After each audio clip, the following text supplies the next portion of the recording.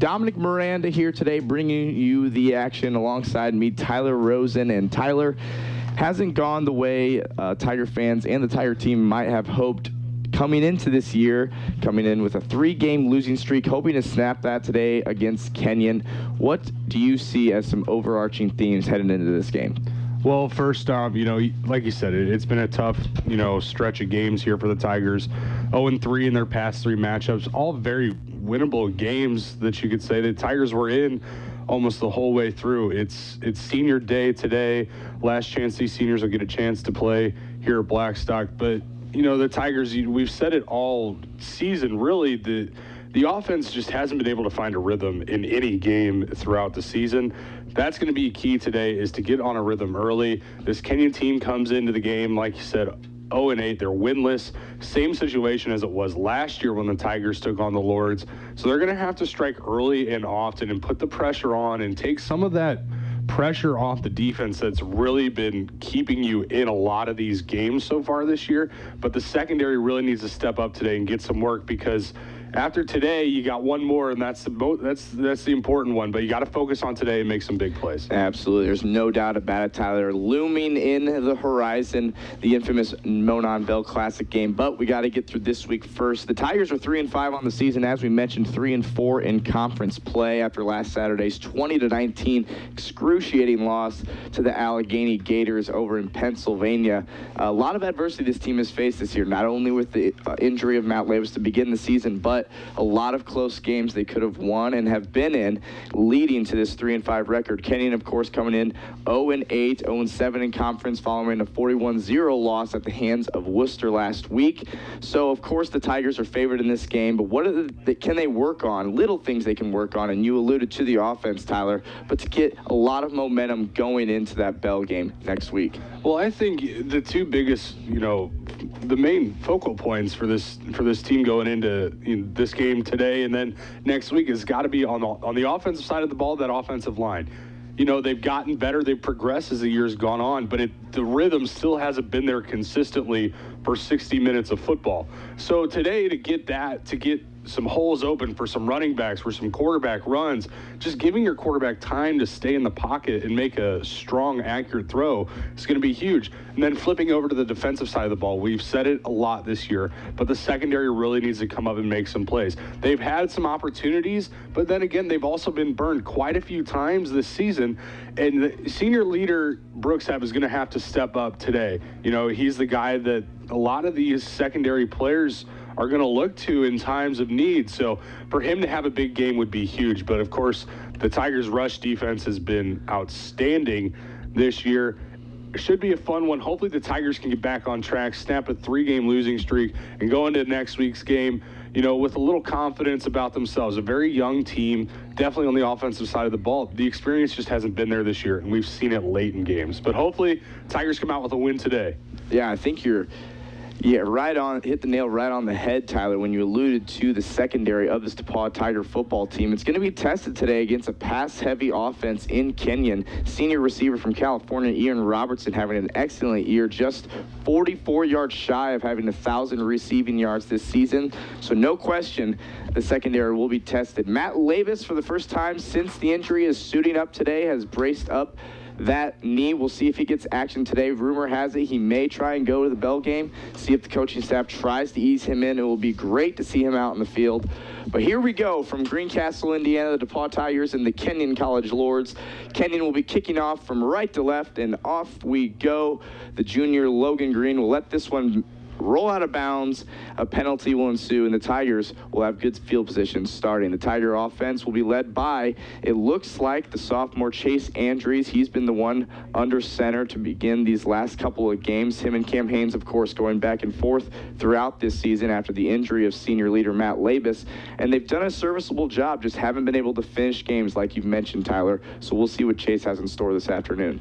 Well, Don, before we get going into this game, It's just good to be back up here with you. It's been a few weeks off that we haven't been here, been watching from afar, but it's good to be back up in the booth, especially for an exciting game like this, and of course next week. But we got to focus here in the Tigers offense. Like you said, Andrew's on the field to start this game. Hey, couldn't agree more, Tyler. It's always good to be back in the booth. Andrews is going to drop back, fire a nice little swing pass out to Andy Hunt on the left side. He's going to make a few man miss, get up to about the 37-yard line. A late flag in the game after only a short gain of 2. This one came from late down the field, and we'll see what it's going to be. And it looks like to me they're going to get the Kenyon Lords with a face mask, a costly penalty to start off here. Personal foul, defense number 39, face mask. 15-yard penalty from the end of the run on first down. So an early break for the DePauw Tiger offense, as if they need any help they can get moving the ball, which of course they do, and that's the costly penalty for the Lords, and that will put them in Kenyon territory. Yeah, good, lucky break there for the Tigers after the short game, but they're going to need to take advantage. And now Andrews is going to drop back, fire another quick pass out time. This time it's the senior Evan Wickham who gets a pickup of about 7. And so it looks like Andrews trying to get that ball out quick, maybe establish rhythm and confidence early, Tyler. Yeah, you're absolutely right. He did not waste any time there, did Andrews, in getting the ball out to Wickham here on the near side. So the Tigers might be looking to go a little quicker this afternoon and try to get some points on the board. So they're working quick, getting to the line fast. It's going to be a handoff to the junior running back. It looks like, the freshman running back, Noah Jones, who's been getting a lot more time in the running back core of late. Had a nice long run last week, unfortunately was negated, but he's gotten a rhythm lately. Yeah, and Dom, you mentioned that run last week that Noah Jones had, and that penalty was on him. He got the taunting penalty, negated the touchdown, unfortunately was part of the reason the Tigers lost, but he was very apologetic with his team come Sunday. He realized the mistake he made. Now he's back out on the field. Always good for a guy taking responsibility and knowing he can always get better. Andrews on the shotgun set. It's a big third down. He's going to scramble right out of the pocket, looking downfield. He's going to tuck it and run this time, and he's got the first down just past the 40-yard line. In fact, it's going to be on the Kenyon 35. So Chase Andrews, again, when nothing is there, making a play, getting out of the pocket, picking up a big third down for the Tigers. Yeah, it was a good job there by Chase not to force a throw downfield, realizing that he's got that athleticism to get up the field, something that I feel like he's shied away from most of this year. So now 2-by-2 receiver set. Ramon Lopez, the senior, back in the backfield, back from injury, and he's going to be a fake handoff, and it's going to be a keep by Andrews, the sophomore. He's going to get a couple of yards. Thought the give might have been there that time. Andrews thought differently, a gain of 2. And Andrews decided to pull it and keep it there, run here on the near side. He didn't get too much. The Lords were all over that one. A good play by the Kenyon defense. Most of the DePauw offense thus far from the face mask penalty on the first play from scrimmage. 12:54 left in this first quarter of action. Hunt's going to come in motion left to right. It's going to be a fake handoff to him. He's going to give it to Lopez, and Lopez finds a crease and gets close to the first down marker, just shy depending on the spot, but a nice acceleration burst from Ramon Lopez, and he's going to get a nice gain of about 7. I really like that play call there for the Tigers. You know, most of the time we see Hunt come in motion, you know it's going to be a jet sweep. That time, high snap a little bit, but Andrews corrals it in and hands it off to Lopez. Andrews split by Noah Jones and Ramon Lopez. Lopez is going to get another running back, sheds the Kenyon tackler, gets passed all the way up to close to the 15-yard line of Kenyon. Easily a first down and another gain of about 8 for Ramon Lopez. So on senior day, the senior Ramon Lopez, who's been riddled with injuries, Tyler, coming and playing with a vengeance and running with some purpose. Yeah, you're absolutely right, Dom. That's exactly what I was thinking. He's running with a purpose out there right now, and he does not want to go down to the ground. Paul quick up to the line, 1st and 10 from the Kenyon 18, split backs. Andrews going to get the shotgun. It's going to be a swing pass out to Noah Jones. He makes his first tackler miss, but then gets tackled just shy of the 15, a gain of about 2. You've seen the DePauw Tigers go to that swing pass a lot early and often here, Tyler. Yeah, you're right, Dom. It'll be interesting to see that now the Tigers inside the 20, getting close to that goal line. We see a lot of times this season that the play calling has kind of changed once the Tigers get in the red zone. Hasn't been very successful, but let's see what offensive coordinator Brett Dietz has dialed up. Very good point. Usually they aid on the side of conservative play. Andrews with Ramon Lopez to his right. It's going to be a handoff to the senior. He's going to get past all the way past the 10-yard line and a gain of about 7, close to the first down marker, and it's going to bring up a 3rd and short from the Kenyon. 9-yard line, we'll call it. So this is going to be an interesting play. You can pick up the first down, so wouldn't be surprised to stick with the running game here. This snap from Sean Miller has been high. Most plays here on this first drive might be something to watch here. So it's going to be an easy third down run, and Ramon Lopez is going to pick that up with some ease, and he's been getting easily 5 yards a pop here, Tyler, and that's nice to see some consistency and us stick with someone in the run game. 1st and goal from the 4. And, we talked about it earlier, but right before kickoff about the offensive line stepping up and finding a rhythm. It seems to me that they have Ramon Lopez and Noah Jones finding some holes early on here up front, trying to punch it in right now inside the 5. So 4 downs here to try and score for the DePauw Tigers early and often in this one. It's going to be a handoff to the senior Ramon Lopez. He's going to get sandwiched at the line of scrimmage by 2 Kenyon defenders, that time hitting him with some authority, and maybe a little tired of him getting such big lanes in the holes that time. Yeah, Michael Picone there was the second defender there and just gave Jones there a nice shot. He'll come to the sideline now, but Tigers facing a 2nd and goal now from the 5.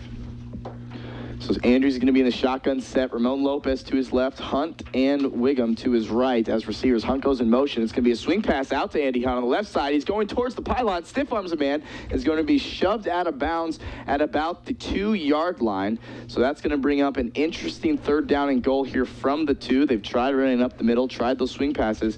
But again, alluding to your point, the red zone efficiency goes downhill sometimes for the Tigers.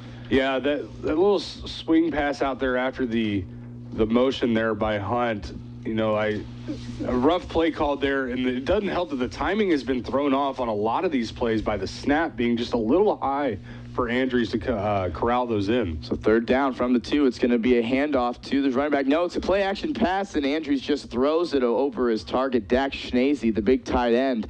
And again, Tyler, the problem with the DePauw Tiger offense, they've moved the ball efficiently sometimes this season, but once they get in that red zone, I bet you 80% of the time it's a field goal over a touchdown. No, you're absolutely right. And we've alluded to it almost every week that we've been up here watching this team. And, again, the play calling, not necessarily the best, but the execution also not there from the guys on the field, and that leaves Tanner to come out for another attempt. So Jake Tanner, who's been having an excellent season, the #1 ranked kicker in all of Division III, is going to attempt a 20-yard field goal. The kick is up and through. However, there is a flag on the play. Now, there is no flag that could be an automatic 1st down for the Tigers, but an offsides could make an easier field goal. However, the field goal was good. And it looks like it is going to be offsides against Kenyon.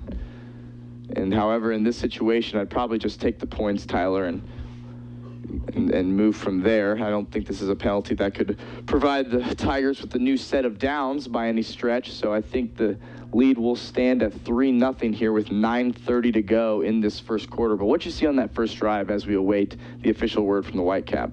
Well, we talked about Ramon Lopez. Ramon Lopez and Noah Jones really both getting a lot of space to work, getting upfield. If the Tigers, they got that penalty that moved them up 15, but besides that, they were really moving the ball well, got down inside the 5. But again, it's that red zone efficiency and really lack of experience on this Tiger offense that, it just doesn't, for whatever reason, when they get inside the 20, it just becomes immensely difficult for this team to get into the end zone.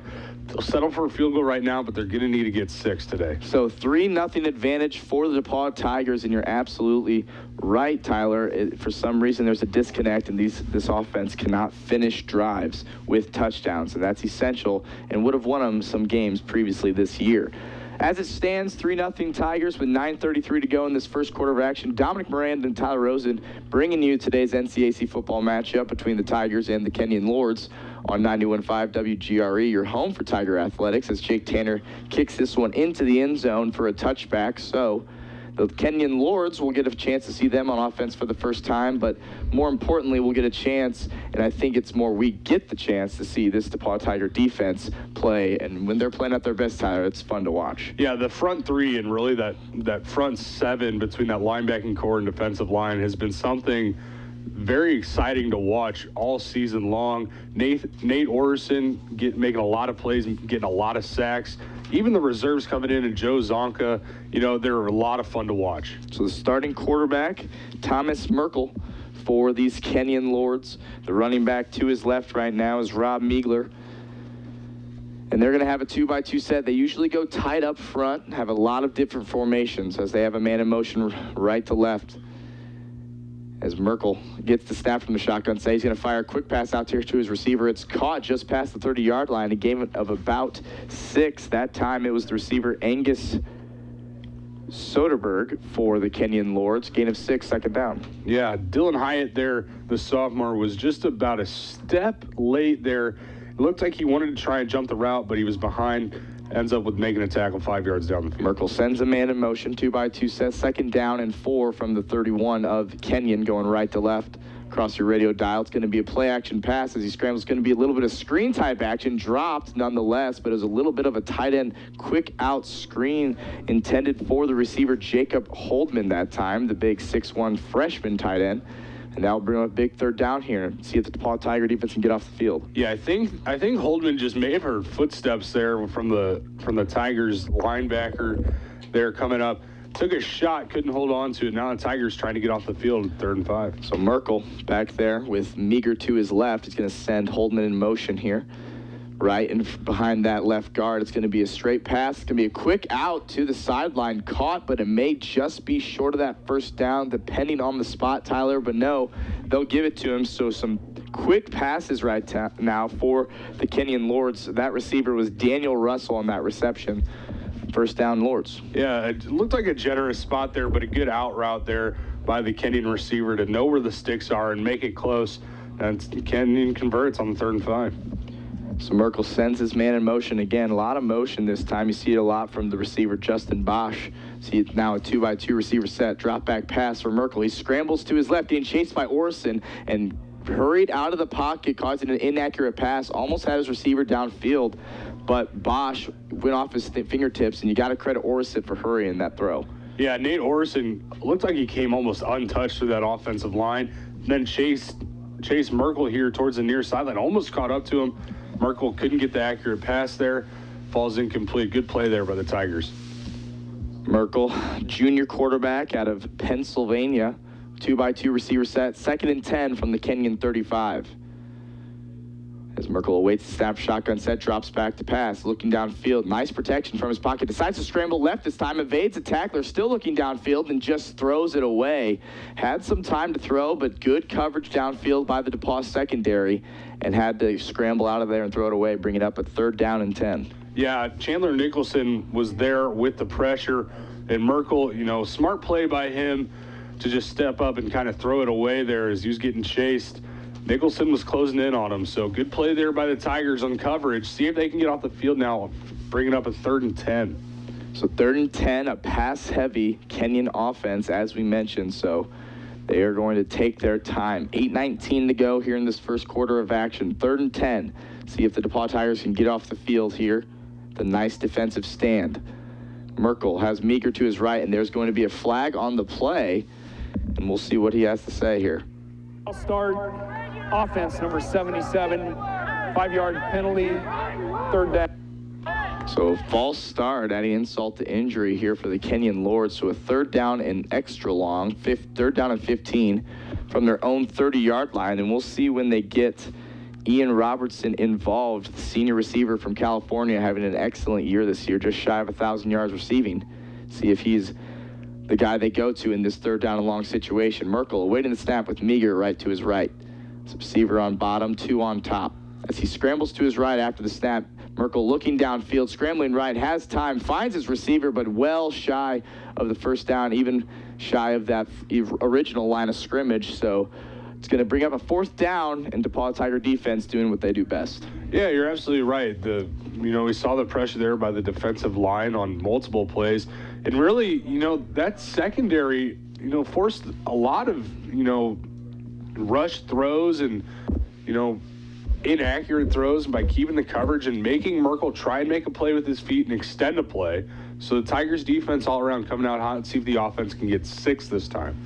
So Andy Hunt, after missing last week with injury, maybe being a little careful with him, he's not back to receive this punt. Will be the junior Logan Green and the senior Brooks Hepp back there. This one's going in Green's direction, however, will bounce out of bounds and the Tigers will take over possession. It looks like the line judge will mark them at the 35, going left to right on their side of the field. So not bad starting field position, and another chance to see this DePauw Tiger offense. And we'll see if that run game can keep going, but maybe then allow them to take a shot and get in the end zone. Yeah, you're right, Dom. There, the Tigers got to just take the run game as long as it's going to be there, because Kenyon really doesn't seem to be able to stop it on that first drive.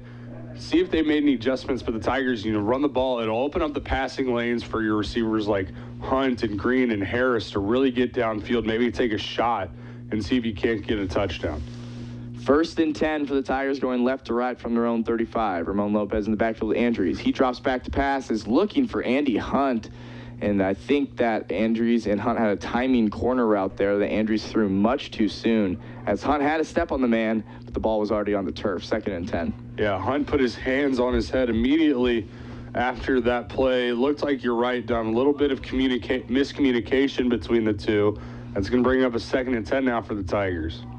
Hunt, 521 yards receiving this year, but 7 touchdowns, good enough for 3rd in the conference. Of course, the guy that Andrews wants to look for. Andrews is going to fake hand this one off to Lopez, find his receiver. It is Hunt in the flat. He's going to get past midfield, make a man miss, and finally get shoved out of bounds at the Kenyon 40-yard line. So that is a gain of about 5, 10, 15, 20 yards by Andy Hunt, 20-plus yards on the reception. And that's what you got to do, just get it to him and let him use his speed and his elusiveness. Yeah, a good job there by Chase to not rush a throw. He had Hunt wide open. Good job just sitting there, make the throw, and Hunt did the rest. Big gain for the Tigers. 2-by-1 receiver set. Logan Green and Andy Hunt on top. Wiggum on bottom. Senior Lopez beside Andrews in the backfield. Hunt comes in motion. It's going to be a jet sweep. No, Andrews is going to keep it. He's going to get past the first down marker. He wasn't even touched until he got to that first down marker. A gain of about 11 and another first down for this Tiger offense. A nice keep by Andrews that time and way to get upfield and use his legs. A great job there by Andrews to recognize that the only option there is to keep, knowing that he might take a shot there. He keeps it, gets upfield for a first down, and great play there by Andrews. And there's the glimpse of what can be with an athletic quarterback like Andrews. It's nice to use Andy Hunt as a decoy sometimes, too, and that's what the Lords fell victim to that time. Hunt comes in motion again. Snap to Andrews. It's going to be a play-action pass. He's looking to the end zone. He has Andy Hunt, and it's caught. Touchdown, Tigers. A wide-open Andy Hunt, and a beautiful pass from Chase Andrews, a 28-yard touchdown strike, and the Tigers go up 9-0 pending the point after. A great play there by Andrews and Hunt, and a great play call there, recognizing you're pounding the run game. Now you get Kenyon selling out on the run. Andrews finds Hunt wide open. He walks into the end zone, and the Tigers get a touchdown. Extra point to come. Tigers looking good so far, Dom. Man, that was an excellent play. Chase Andrews delivered a strike, and Andy Hunt did the rest. The point after is up, and it is good. The Tigers take a 10-0 lead. The offense capitalizes, scoring the touchdown, and that's got to feel good to finish a drive, a well-organized drive, and a drive that started at the 35, finally getting chunks of yardage and putting a complete drive together. Doesn't matter against who, Tyler. It always feels good. Yeah, it's a definite confidence booster for not only just this offense, but really the whole team. Defense came out flying around. Offense had a good first drive, just couldn't finish. This time they do finish. They get 6. They're up 10. And now the defense looks to come out and do their thing yet again. And if this is a glimpse at how this game's going to go, Kenyon's going to be in for a long day. They're going to have to make adjustments, definitely on offense, but most likely on defense too, because right now they seem to be on their heels. Absolutely, Tyler. And I think what's really opened up that pass game and for Chase to feel comfortable is the success we've had early in our run game, and we're sticking with it. We're sticking with Lopez. We're keeping him in there. He has a rhythm. We got Jones in there, a change of pace. So I like the consistency I'm seeing thus far in this first quarter, and it's showing on the field. 10-0 Tigers, 6:14 to go in this first quarter of action as Jake Tanner, the senior, kicks off, and this is going to go end over end, bounce at the 10-yard line, picked up by the receiver of the Kenyon Lords. He's going to get it up to the 20, and that's where they'll begin their second possession. So they came out had a lot of passing. That's what we expected out of him. A lot of different formations, motion, a lot of rollouts by Merkel and company on the Kenyon Lords side. So we'll see what they can do to get going here against the defense. Yeah, that defensive line front there, the three front has been amazing all year, and we saw it on that first drive. Merkel really never seemed to have too much time to sit back and make a play, and look forward to seeing these Tiger defensive linemen again. So Merkel leading this Kenyon offense. He's going to hand it to his running back, Meager, this time, but he is brought down immediately by guess who? Nate Orison, the senior defensive end. Not only leads the conference with 11 sacks on the year, but that right there marked his 17th tackle for loss on the season, which also is an NCAC lead. Just a monster coming off the edge. Yeah, and Orison on that play tripped getting through that offensive line and still made the play behind the line of scrimmage. Just an outstanding player, very quick with his feet and hands. Merkel, 2nd and 12 from the Kenyon 19-yard line. He is in the shotgun set with a 2-by-1 receiver set. He drops back to pass, has time in the pocket, looking deep. He has a receiver. No, he doesn't. Was it caught? It was. They're going to give him the catch on the sideline. I thought maybe he had underthrown him, but a great adjustment by the receiver, and that's going to be marked down at the DePauw 48, just past midfield, Tyler. And what a play from Merkel, and it looked like the receiver that time was Daniel Russell, the receiver. Yeah, Russell made a great play to come back to that ball. The official did throw his cap down on the sideline, which typically means that he was the first man out of bounds, or he was out of bounds and the first man to come back into play and touch the ball, which would be a penalty, but ball staying right here, so maybe they waved it off. But yes, a great play there by Russell down the field, and that Kenyon offensive line gave Merkel plenty of time there. He stepped up and made a big pass play. Yeah, Merkel had tons of time back there, Tyler. And what you're alluding to is if the receiver goes out unforced and by himself, then comes in and touches it, it's illegal touching. If he's forced out, he can. So that's what the official must have deemed had happened. But nonetheless, a great play from Merkel to Russell down the sideline and an outstanding adjustment and catch by the receiver. So DePauw tries to regroup here as Merkel takes the shotgun snap, but he is going to hand it to Meager, and Meager gets met rudely at the line of scrimmage. In fact, 2 yards behind the line of scrimmage by a host of DePauw defenders led by, looks like, Joe Zonka. Yeah, Zonka, and the Tigers showed pressure the whole way, blitzing 3 linebackers, and Kenyon didn't even adjust out of it, ran it right up the middle, ran right into the teeth of that Tiger defense. 2nd and 13. From the Kenyon 48 now on their side of the 50. Merkel in the shotgun set with Meager to his left. He's going to drop back to pass. Looking, pocket collapsing, and it does. He's sacked by, it looks like, a combination of a Sean Miller and another DePauw defender. But again, if you give this defensive line long enough to work, they're going to get to your quarterback. You're right, Dom, and I think that was a Sean Miller and Nate Orison both getting in there and making a play. Now Sean Miller checks out, so good play there by this defensive line that, you know, I feel like we're saying it a bunch, but they really are the playmakers on this defense. Now the Tigers trying to get off the field yet again with a 3rd and long. 3rd and 15 from the 47 of Kenyon. 3 receivers on top, none on bottom, and a running back to Merkel's left in the shotgun set. He goes to snap. He's going to drop back deep in the pocket, steps up, looking deep, has a man, and in fact, he completes the pass. It looks like it was his receiver that time, Justin Bosch, who Merkel connected with for a gain of about 20 and a first down, a back-breaking first down for this DePauw Tiger defense. Yeah, you know, you come up with 2 big plays for loss, and then you sit back, and Kenyon converts on a big 3rd down play. You got to give credit to the offense for finding the holes in the defense. And again, it was the secondary there that, you know, the Tigers couldn't corral it in and keep him off or get him off the field. Robertson comes in motion, 1st and 10 from the DePauw 33-yard line, going in right to left. Merkel's going to get the ball snapped. He's going to scramble to his left. He's looking downfield and throws it. He has Russell. He completes the pass behind the line of scrimmage. Russell looking for maybe an unnecessary roughness there on the DePauw defender. No avail, and it looks like it's just going to bring up a 2nd and 10. There is a flag back there. Oh, yes, there is. Holding, offense number 66. 10-yard penalty from the previous spot. Replay, 1st down. Good eyes there, Tyler, as I didn't see the laundry on the field, but going against the Kenyon Lords, That's going to put him back 10, and a lot of self-inflicted wounds here for Kenyon. Remember the face mask, the false start, and now the holding here.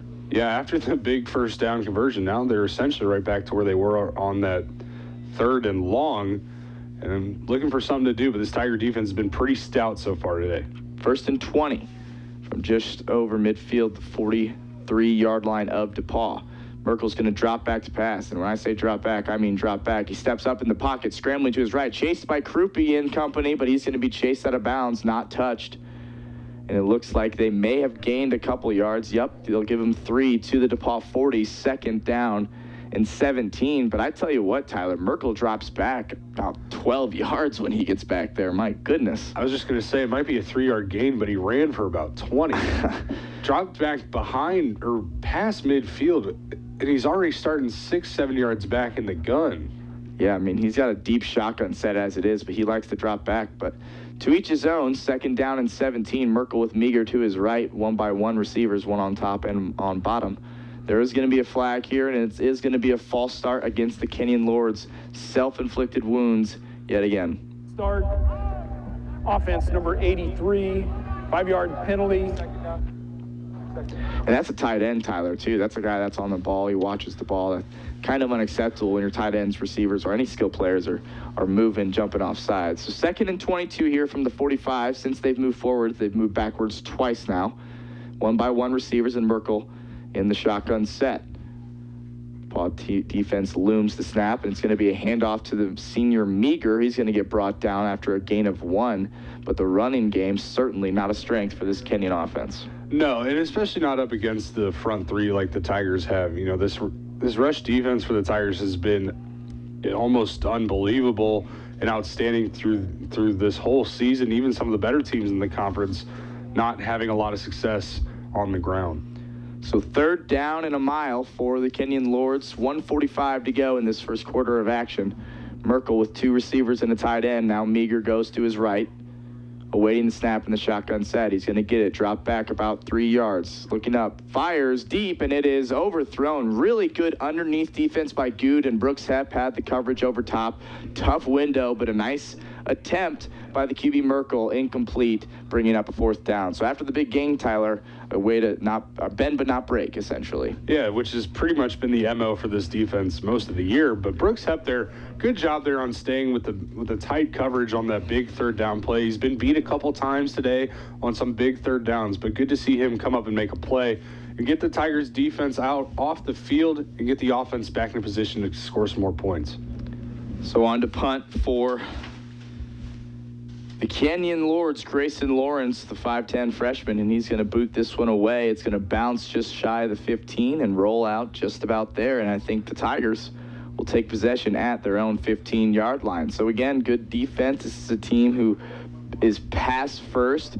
I don't know if there's been a team as pass heavy as this in the conference. Certainly there are teams that have done well against the Tigers in the pass game, but it's usually after about a quarter and a half of DePauw stuffing the run game. And this is a team who brings out the passing attack quick and early and often, and that's their game. And if you can stop them, you know, you're going to have a good chance of beating them. And the Tigers have shown that they're all over it so far. Yeah, you know, despite Kenyon's record, they're no slouch in the passing game, ranked 40th in the country, averaging over 250 a game through the air. It's tough to handle, and the Tigers have done a good job so far today. Absolutely, no doubt about it. It's good to see that secondary. If there is an improvement point on the defense, certainly in them. The sophomore Andrews in the pocket. He's going to give this one to the freshman Noah Jones, and man, can he accelerate. Gets through the line of scrimmage, only a gain of 2, but Tyler, I think you saw it too. When he just decides to put his foot in the ground and go, he's tough to bring down, and he gets from point A to point B quickly. Yeah, a great burst there. He's only standing about 4 or 5 yards back behind the line of scrimmage. And to just see the burst of speed and the lower of the shoulder, it's fun to watch. He's going to be a special player here in the program. 2nd down and 7 from the DePauw 18, going left to right. Just under a minute to go in this first quarter of play. Andrews takes the snap. It's going to be a play-action pass, a little swing pass out to Hunt. Hunt's going to get up the field, past the 25, now to the 30, and finally shoved out of bounds, but not before he gets a DePauw Tiger first down after a gain of about 12 to 15. Tigers are on business again with 47 seconds to go in this first quarter. Yeah, Wiggum had a great block there on the outside. just took his man and kept going after him down the field across the 35, which allowed Hunt to get some space and try to make a move and get downfield. It's a good play all around there by the Tiger receivers. Those bubble routes are essentially an extended sweep, get your playmakers in space, and you love to see Andy Hunt have that chance. Speaking of the devil, it's going to be another pass to Hunt from Andrews. He's going to get a gain of about 1, 2, 3, 4, 5. And the Tiger offense has some rhythm here. Quick passes from Andrews are proving to be beneficial. A gain of 5 from Hunt, second down and 5, but it looks like that might be the last play of this opening quarter. They are doing some substitutions, but I think it will be as the clock ticks just under 5, 4, 3, 2, and 1. The DePauw Tigers take a 10-0 lead into the second quarter of play. And the offense proving to move very efficiently, Tyler. Chase Andrews having some quick passes, getting him in a rhythm, and the running game really showing up. Ramon Lopez and Noah Jones looking like the anchors of this run game.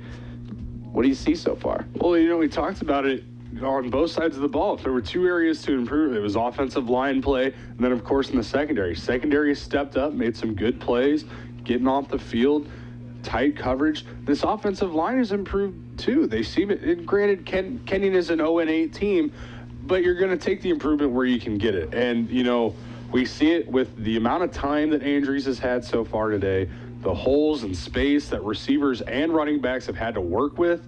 It's been fun to see the improvement now in week 9 as opposed to what it was early in the year, week 1, week 2. But, the Tigers are kind of in a rhythm right now, and, we just alluded to it there. The Tigers kind of they were speeding things up a little bit right there towards the end of the quarter. I wouldn't be surprised if maybe Coach Dietz and Coach Lynch pick up on that and see the success within that style of offense and maybe get going here in a little hurry-up type with having Andrews back there who can run and pass the ball, almost similar to the style of play when Matt Hunt was at quarterback just a few years back. Yeah, that's a very good analogy and comparison, Tyler. We'll see if they can capitalize. Good team or bad team, if you're executing, it's always good to see. 2-by-2 receiver set, Andrews in the shotgun. It's going to be a play-action pass. He's going to fire it out to the junior Logan Green. Logan Green stiff arms a man, gets pushed out of bounds. We'll see where the spot is, but it looks like it may be good enough for a Tiger first down. Gain of about 4, and yep, they'll move the chains. So now Logan Green getting involved. It's just a matter of getting the ball in these playmakers' hands. That's why I'm in favor of these quick passes. No, you're right, Dom. These quick passes and finding that rhythm is the most important part of being in an offense like this, where you're spread out and just looking to get up the field as fast as you can. No doubt about it. And there's another quick pass, but it looked like after that snap, Ramon Lopez was to Andrews' right, and it looked like he had to almost throw above Lopez's helmet, and as a result, it was a high pass, incomplete, out to Andy Hunt. But they were looking to go back to that bubble. Yeah, they've had some success with it. Not the best success with it, but I like to play on first down, try to stretch out the Kenyon defense, see if he can't find a lane on the outside, get upfield. Just an overthrow there by Andrews. 2-by-2 bunch receiver set. Andrews drops back to pass. He's going to throw it, and it's his receiver, Evan Wiggum, who makes a man miss, and now he's going upfield. And that is a nice catch and run. No, it wasn't Wiggum that time. Oh, yeah, absolutely was Evan Wiggum at the time. He looked even more athletic in pads than he does without him. And he gets a gain of about 15. A nice way to make a man miss and get upfield. Yeah, good play there by the Tigers. And now they're going to go hurry up here. So, yeah, Andrews trying to go hurry up. They're going to look to the sideline now. So a really nice pitch and catch from Andrews to the senior Wiggum. Logan Green and Andy Hunt on bottom. Harris and Wiggum on top. The senior Lopez beside the sophomore QB Andrews in the backfield. It's going to be a play-action pass. A low throw, but a nice catch by the junior Will Harris as he makes few men. Oh, my goodness, he broke like 6 tackles, and he's going to be off to the races and score. What a play by Will Harris. Just a nice little curl route that Andrews hit him on about 5 yards from the line of scrimmage. He broke, 8 tackles, Tyler, and went in and scored. An outstanding play of athleticism and elusiveness by the junior Will Harris, and the Tigers are up 16-0 early in the second quarter. And, for a guy like Will Harris, who's, had some struggles throughout the year, especially in holding on to the ball, corrals that low throw in, follows the block he gets from Wiggum is who it looked like. Again, great downfield blocking. I think everyone on the Kenyon defense touched him. He breaks all those tackles, and he's off to the races. Good play by Harris. Good play by the Tigers offense, and they are really in a rhythm now. And this thing could get out of hand in a hurry here if Kenyon doesn't start to make some adjustments, especially the way the defense has played so far and how the offense seems to be picking things up right now. Man, I thought he was as good as tackled, Tyler. I was almost certain he was headed to the ground. I thought, no way he breaks more than those two original tacklers, but I think at least 6 or 8 tacklers had a hand on Will Harris there. Just some determined running with the purpose and getting on the board and scoring. But you're right, Tyler. This offense is moving. There's a rhythm, and their game plan is being executed to a very high level right now. So, yeah, use this momentum. Who cares who you're playing? It's always good to see your team playing well, so take advantage of these moments. So, as it stands, the point after was good. 17-0. DePauw Tigers 14 even to go in the second quarter of action, and it's been all DePauw here early, folks. As Jake Tanner, the senior, set to kick off. Tigers kicking from right to left. The Kenyon offense will be moving left to right across your radio dial as the senior boot kicks it into the end zone, a touchback, and the Kenyon offense will start from 25. So Kenyon out of answers here. Any sort of momentum they have, Tyler, and they did, picking up 2 very long, at first a really long third down, then a long first down, but penalties are killing them right now. Yeah, they really are just shooting themselves in the foot right now. You know, the penalties, the taking the sacks, the not making adjustments at the line of scrimmage when the Tigers are showing pressure. It's really hurt them, and fortunately for the Tigers, they've been all over it today on both sides of the ball, and Kenyon's going to need to do something if they want to stay in this game early here in the second quarter. So Merkel, with his senior back from California, Meager to his right. Some movement up front. This is going to be either a false start or offsides, and it looks like it will be False start, offense number 79, 5-yard penalty, first down. And the theme continues, Tyler, as Kenyon shooting themselves in the foot yet again. Now at 1st and 15, and that's before you've even ran a play on offense. Yeah, it's when you start behind the sticks, it's always rough, and Kenyon's done it a lot today. So Merkel hands off to his back, Meager. Meager gets a few yards, bounces off a few tacklers, only gets a gain of about 3, bringing up a second down and a short 12. So the running game just non-existing here for Kenyon, and you can see why they rely heavily on their pass game. Not a lot of holes to run through. And I'm surprised Kenyon, just isn't almost selling out on the pass right now and making DePauw stop you. Right now they've been running a decent amount, and they've got nothing. Second down and 11 here from the Kenyon 24. Merkel in the shotgun set with Meager to his right. It's going to be a straight pass, a nice little out route to his receiver, Bosch. That's going to be a gain of about 4. So executed perfectly, but not exactly the chunky yardage you may have hoped for. Going to bring up a second down, that's going to bring up a third down and a long 6. So a nice pickup that time from Merkel to Bosch, and we'll see what they have in store here. Yeah, it's nice just to get those yards back and make it 3rd and manageable instead of 3rd and 11. So we'll see what Kenyon brings here on this 3rd and 6. So big down for Kenyon would be a nice conversion to salvage some momentum here for their offense as Merkel drops back to pass. The first receiver wasn't open, so he decides to run, eludes a tackler, but then slips just past the 30-yard line.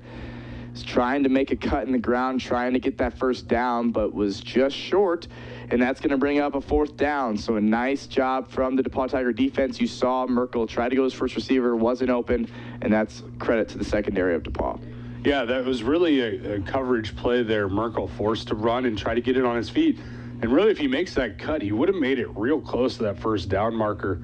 But a good play there by the Tigers to corral him in, make him try to make a play. He couldn't. Now the Tigers are going to get the ball back on offense, look to extend this 17-point lead. So Lawrence's punt is away. This one's heading end over end to the junior Logan Green. Bounced right in front of him.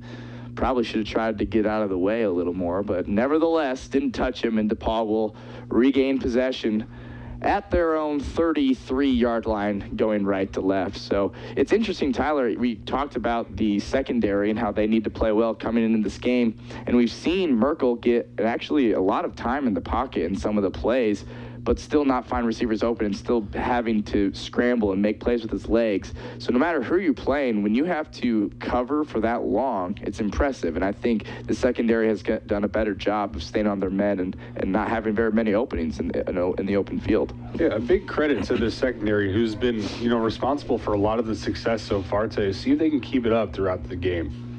So now Matt Labus checks into the ball game for the first time since he went down just before halftime of Game 1 against Central. And I tell you, Tyler, that is a great sight to see. The senior quarterback worked his butt off the summer after tearing his ACL.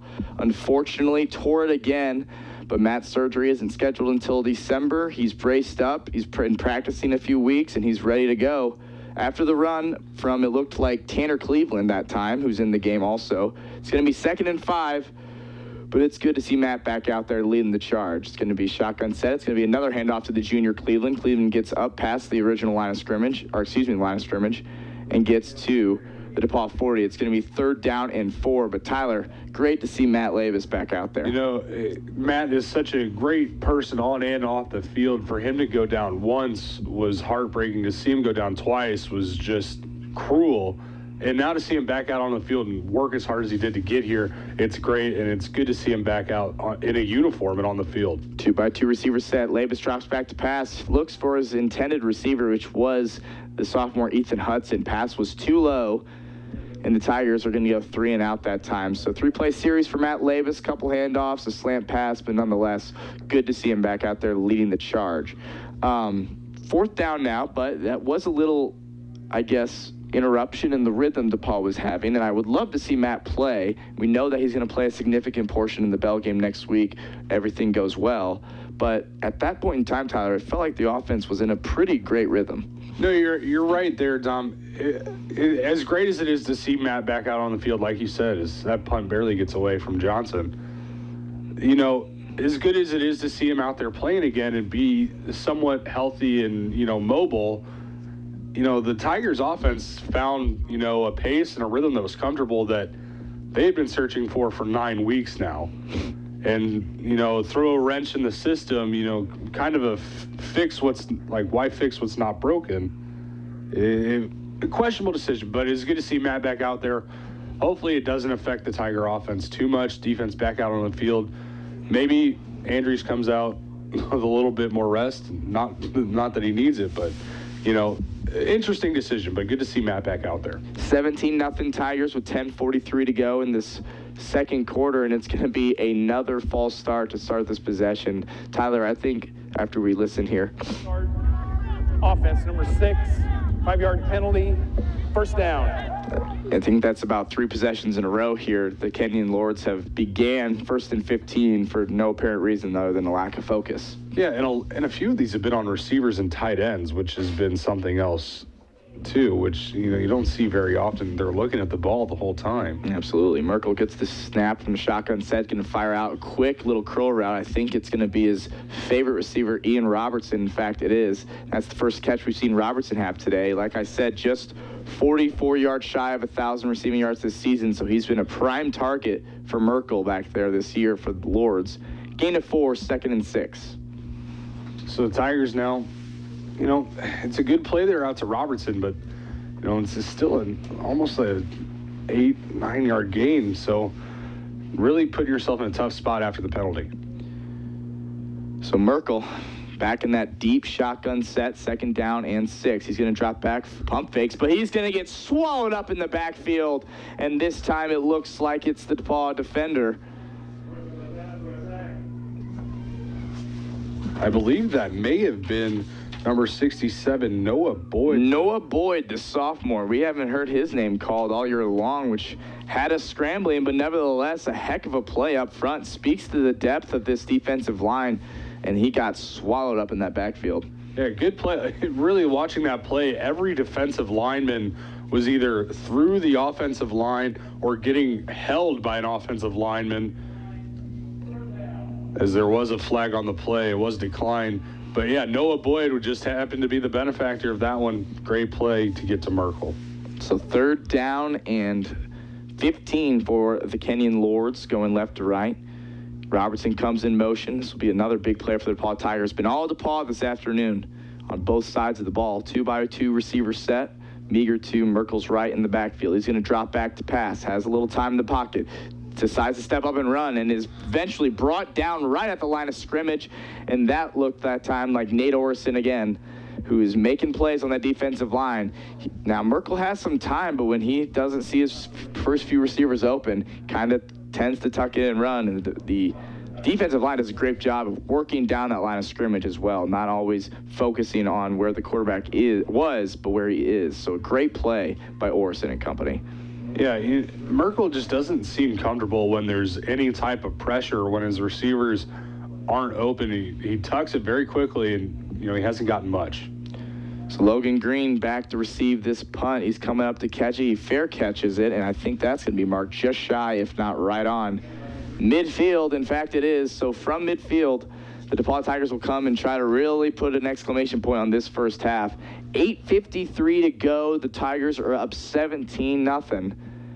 And we'll see who steps out under center this drive. It'd be nice to see maybe Matt get an extended drive if we are going to stick with him and see what he can do after, man, what's it been now, Tyler? About 6-7 week absence from playing.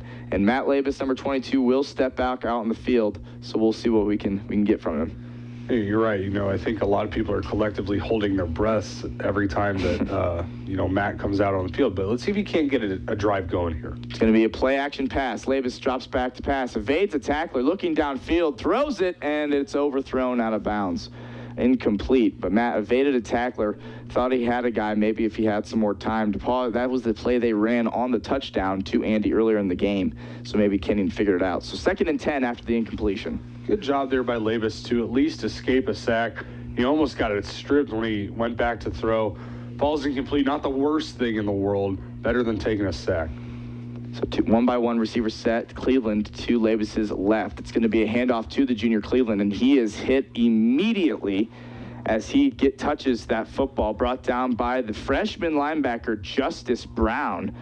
Justice Brown out of Maryland, making a play, the youthful linebacker in Cleveland. Not much space to run. No, and now it seems like the offensive line can't get anything going up front, as now the Tigers behind the sticks on this 3rd down. Yep, it's going to be a 3rd down and 12, Tyler, from just shy of midfield. DePauw headed right to left, ticking under 8 minutes to go in this second quarter. Labus with 3 receivers up top, 1 on bottom, and Cleveland in the backfield. Labus looking, throws over the middle, caught by, it looks like Ethan Hudson. No, I think it might have been Jackson Hammersley instead, the sophomore receiver, but he's going to be marked a yard shy of that 1st down. Going to be a gain of about 11, 4th down and 1 from the 41 going in. The DePauw Tiger offense is going to stay on the field, and you got to like this call, Tyler.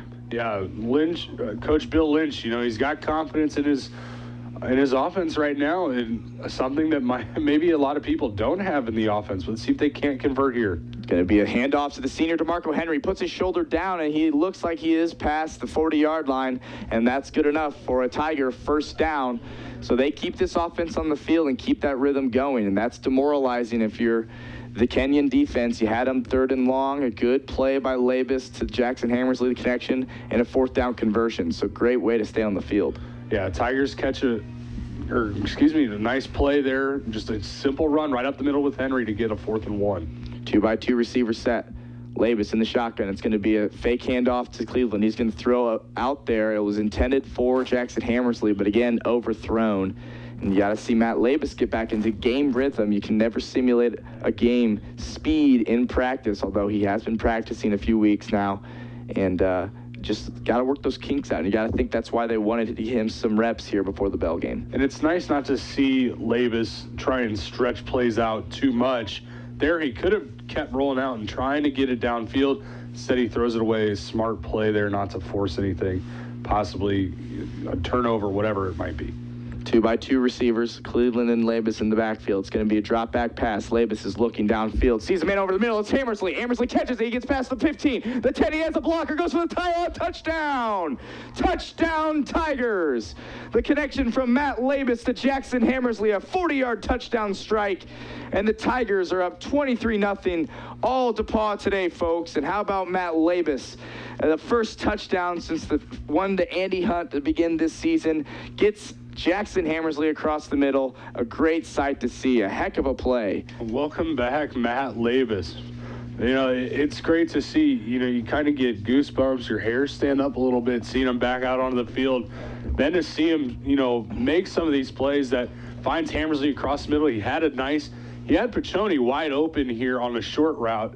Decided to go long, and why not? Labus finding Hammersley, gets into the end zone, and that's great. That's great to see, not only for this team as a whole, but, you know, specifically Matt Labus. And, you know, he's such a leader, emotionally, you know, just every essence of the word, a great leader. And to see him back out on the field and having success there, it's good to see. So the Tigers rolling early right now. Not a lot of guys would handle the adversity faced with the humility and optimism that we saw from Matt Labus this season. So you can understand the excitement, not only from us, but all of DePauw Tiger football nation, fans, parents, players, and coaches alike. Great to see it, and hope to see that kind of performance next week at the Bell game. But nevertheless, here we are today against Kenyon. 6:59 to go in this second quarter of action. All DePauw today, ladies and gentlemen, 24-0 in favor of the Tigers. And Matt Labus with a 40-yard touchdown strike to Jackson Hammersley. The Tigers, Tiger defense, you know, the secondary's played great. It'd be interesting to see if they come out here, keep that rhythm going, get Kenyon off the field and score some more before half and really pile it on. You know, don't leave any doubt. I mean, Kenyon is a team that, yes, is winless so far this season, but a team that can go through the air and, you know, get some yards and score some points. So you just got to keep going, you know, make it, you know, without a doubt that this is your game when you go into half and come out for the start of the second. Absolutely. As my Little League baseball coach used to say, step on their throats and crush their windpipes. Whether that was appropriate for my age or not is another story, but I think it applies here. So anyway, the Kenyon Lords will take over possession here. Just under 7 minutes to go in the second quarter. Going left to right across your radio dial from the DePauw Tiger, the Kenyon Lord 25. So Merkel, the shotgun set, 3-by-1 receivers, so running back to his right. That's going to be the senior Meager. And the senior's going to get the handoff this time, push forward through that line, going to get brought down by a host of DePauw tacklers after a gain of about 2. And Kenyon just, you know, it doesn't seem that they really know what's going to work or what's not going to work. You know, they keep going back to the run, but all this, I mean, they've got -4 yards, you know, rushing before that positive play there. It's just, you know, they got to figure out something, and it's not going to be on the ground. Totally agree, Tyler. Empty backfield here for Merkel. 5 wide receivers, second down and a long 7. So he's going to drop back to pass. He steps up in the pocket, finds his man. It's going to be Bosch across the middle, a little under a route. It's going to be a gain of about 2. I think that deep drop back is really causing some issues for the Kenyon Lords, because passes that would go for generally 7 to 10 yards are really settling for about 3 to 5. Yeah, it's just I don't really understand it. I don't know if a lot of people get it, but it's, you know, it's a real big drop back. Like we've said, already starting 6-7 yards back, waiting for the snap. It just really shortens your game up, and the running back's right there too. So in your running game, you're essentially just running 6 yards for nothing, just to get to the line of scrimmage. 3rd down and 6 from the Kenyon 29. Merkel gets the snap, drops back to pass, looking, getting some pressure, but fires. He's going to find his receiver. It looks like it was the senior Robertson that time. It's going to be just really close to that first down marker, and in fact, they're going to give it to him. So a nice pickup there from Kenyon, Merkel to Robertson, and we'll see if that connection can maybe provide some momentum for this Kenyon Lord offense. Yeah, you know, like we said, the running game hasn't been there, but the passing game has been, at least on these short to intermediate routes. That's really what Kenyon's been trying to hit, especially these last 2 plays. So Merkel with Meager to his left. Three receivers in the game. He's going to drop back to pass, looking to his left, decides to scramble to his right, looking downfield, tucks it and run, and is forced out of bounds by both Brody Good and the safety Hunter Sego, but not after a gain of about 2. Going to bring up a 2nd down and 8 from the Kenyon 37. And there's that coverage unit again, forcing Merkel to look and stay in the pocket, try and find someone. Eventually forced him out, got him out of bounds, a short gain. So good play there by the Tigers. Secondary, just not a lot of openings downfield. All of Kenyon's passes have been short and quick, and that's testament to these two safeties who we challenged before the game, and so far they're answering the call. Going to be a man in motion here for the Lords as Merkel taking his time back there. Gets the snap, drops back to pass, looking to his right, doesn't see anybody, back across the middle, and dropped by his receiver. That time it was Andres Baladis, the junior receiver out of Ohio, rather. It was just off his hands, wasn't going to be a big gain, but a tough drop nonetheless. Yeah, Nicholson was right there to corral him in, had the completion been made, but ball's incomplete. Now the Tigers defense in a good spot here with a 3rd and 9. Looks like it might be really a 3rd and 8, but the Tigers looking to get the offense one more chance before half. So 3rd down and 9 from the Kenyon 36. Be a nice conversion from Kenyon, and an even better stop if DePauw could hang on here. 24-0 in favor of the Tigers. 4:40 to go in this 2nd quarter. Merkel drops back to pass. He evades a tackler. He's way back in the pocket now and just decides to throw away. Folks, he was 20 yards behind the line of scrimmage when he threw that ball away. He already drops back up about 10 and had to run back even further. So it's just tough to see any positive yardage coming from a system such as this. Nevertheless, we'll take it. It's a 3-and-out for DePauw. It's going to bring up 4th down here, but very a head scratcher. Yeah, and then on that play, you allude to it, Dom. Merkel drops back 10 yards, and then he rolls out with the pressure. Good forces him to drop back another 5 to 10. It's already 20 yards behind the sticks with a 4th and 8. So really questionable, I guess fundamentals there for Merkel on the big dropbacks. So the freshman Lawrence punts this one away to a fair catching Logan Green. That's where the possession will begin, is at the DePauw 32 going out. 4 minutes and 27 seconds left. We'll see if the DePauw Tigers can score again and really put the finishing touches on this one early and giving Kenyon no optimism or momentum coming out of half. It'd be nice to milk all this time off the clock and score the ball. And I would be surprised if the Tigers did kind of go back to the run. They've kind of gone away from it, knowing that they could execute the pass. And with Labus in, seeing that he can still make plays, see if they can't go to the run, open up that pass. So Labus checks back in under center as he hands this one off to his fellow senior classmate DeMarco Henry, who trudges forward for a gain of about 3. That's what you're going to get out of DeMarco, a guy who runs hard, and even if he's hit at the line of scrimmage, he's strong enough to get you 3 every time. That's most of the running backs within this, system that the Tigers use in trading in a lot of backs. Good play there by Henry to lower the shoulder and get what he can. 3 seniors in the backfield. Jake Weber and DeMarco Henry surround Matt Labus, who's going deep. He has Logan Green, but just overshot him. Matt Labus had Logan Green down the sidelines.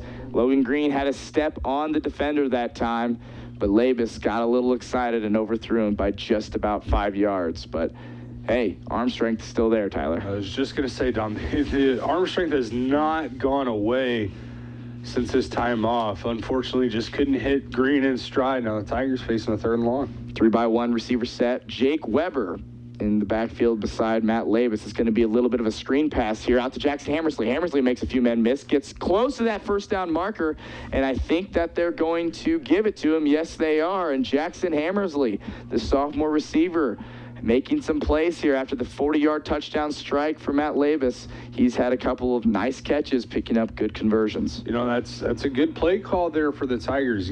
Most of the time when you're throwing, they've been down deep, running a lot. The little screen there, getting your offensive lineman out there was a big play. 2-by-2 receivers. Jake Weber still in the backfield with Matt Labus. It's going to be a handoff to Weber. Weber bounces off the first pair of tacklers, falls forward for a gain of about 2. It's going to bring up 2nd down and 8 from the Tiger 45. Nice to see Weber getting some carries. Yeah, it was only a gain of 2 yards, but Weber very rarely goes down after the first hit. He'll normally carry a few defenders, and he always falls forward. So a nice hard run there by Weber. 2x2 receiver set. Bunched on the sides are the receivers. Jake Weber to Levis's left. Levis looking downfield, steps up in the pocket. Now he's going to decide to run. He gets past the first down marker, slides down just shy of the 40 in Kenyon territory. And that's what you love to see out of Matt Levis. Some acceleration there. Doesn't look like a torn ACL to me. And a slide even. So such a great thing to see as if you're a DePauw fan. Yeah, it wasn't. I didn't really know if we were going to see Matt try and take off and run if he needed to, if he would just kind of maybe take a sack. But there we see Matt running like it was the first game of the year. Good play there by Levis to extend it, pick up a first down. So Henry is going to get the handoff this time from Matt Levis. He's going to put his foot in the ground, shed a few tacklers, and finally get drugged down at the 20-yard line. That's going to be a gain of 23, folks, by DeMarco Henry. He stuck his foot in the ground, drug a few tacklers, and just was running with some authority that time. A great run by the senior back. Yeah, DeMarco Henry, we saw a little bit of everything there in his repertoire. We saw the speed bursting through that line of scrimmage, and then we saw him with the strength that he carries and carrying a couple defenders, lowering the shoulder, and getting all the way to the 21. A big play there by Henry in the Tiger offense. So Levis with a few receivers and Weber to his left. He's going to drop back, find Andy Hunt on a nice little curl route. Andy Hunt's going to make a man miss, make a few men miss, bounce back to the outside, but in his dancing ability trying to make men miss, he unfortunately lost the yardage he gained on the initial catch there. Thought I caught it got a gain of 2. Unfortunately, it's going to turn into a loss of 1. Yeah, unfortunately, Hunt just couldn't catch a break from the wave of Kenyon defenders. Ends up losing one on the play. Unfortunately for the Tigers offense, now they're stuck in a 2nd and long. So Levis in the shotgun set. Big man Weber to his right. Hammersley's going to come in motion. It's going to be a handoff to Weber. Weber's going to get through the line of scrimmage, almost stay on his feet, but just got tripped up. Gain of about 3, and that's going to bring up a 3rd down and approximately 8 from the DePauw 20, or the Kenyon 20, excuse me. Tigers in a little bit of a tough spot here, 3rd and long after the play by Hunt on 1st down, and then the short carry there. Right now, it'll be interesting to see if the Tigers take a shot right around the sticks, try to keep it going, or maybe it's 2 down territory. Well, it's just interesting here. We'll see how they fare in the red zone. It's when they are in the red zone. They can have big plays, but they have trouble capitalizing. As Levis gets the snap, drops back, looking to the end zone, looking, firing, and he... Incomplete. It was intended for Hammersley. Levis got hit as he threw, and Hammersley also took a shot trying to catch that one. Falls incomplete. So the Tiger field goal unit will come out. Yeah, good play call there. Had a lot of deep routes right around the sticks. Levis facing some pressure there. The offensive line couldn't get a good hold on there. Tried to force the throw. Hammersley couldn't hold on to it. Would have been a spectacular catch. Now Tanner comes on trying to extend this thing. Tanner already good from 20 yards out earlier this game. This one's just going to be about 33. It's up, and it is no good. Wide right. The snap was good. The hold was down and looked fine, but Tanner pushed it to the right. Missed about a 33-yard attempt there, so the score will remain 24-0 with 30 seconds to go in this first half. Yeah, Tanner definitely had the leg there. It just pushed it wide right. A good drive again by the Tigers, but yet again, all too often that we've seen get around that red zone area, it just starts to all kind of crumble down and go away. See, the Tigers are going to go into halftime most likely with a 24-point lead, so a good first half, just can't capitalize there at the end. So Kenyon will take over at their own 20-yard line. Merkel out to end the half here. We'll see what they decide to do. He drops back to pass, has 3 receivers. They're all going long routes. Off the fingertips, he decided to hit one of the shallower routes, and that was intended for Andrus Baladis. Off his hands, his 2nd drop in as many possessions. Yeah, and Zonka had a good push there up front on the center. He got right through the offensive line, got pressure there on Merkel, forced a bad throw. He almost tipped it, too. So 27 seconds here, 2nd down and 10. 2x2 receivers. Meager to Merkel's right, per usual. And Merkel waiting the snap in the shotgun set. DePauw Tiger defense ready for anything here as they're playing a little deeper than usual. As Merkel gets the snap, he scrambles to his right, looking downfield, still looking, just decides to throw this one away. So that's going to have 19 seconds on the clock. Is that what that says? Yes, it is. 19 seconds to go. And now this is interesting. This is a third down. And if you decide to run now, DePauw has the option to call a timeout, and with the way Kenyon's been punting this afternoon, they would probably only have to work with midfield, even if they only had 10 seconds left.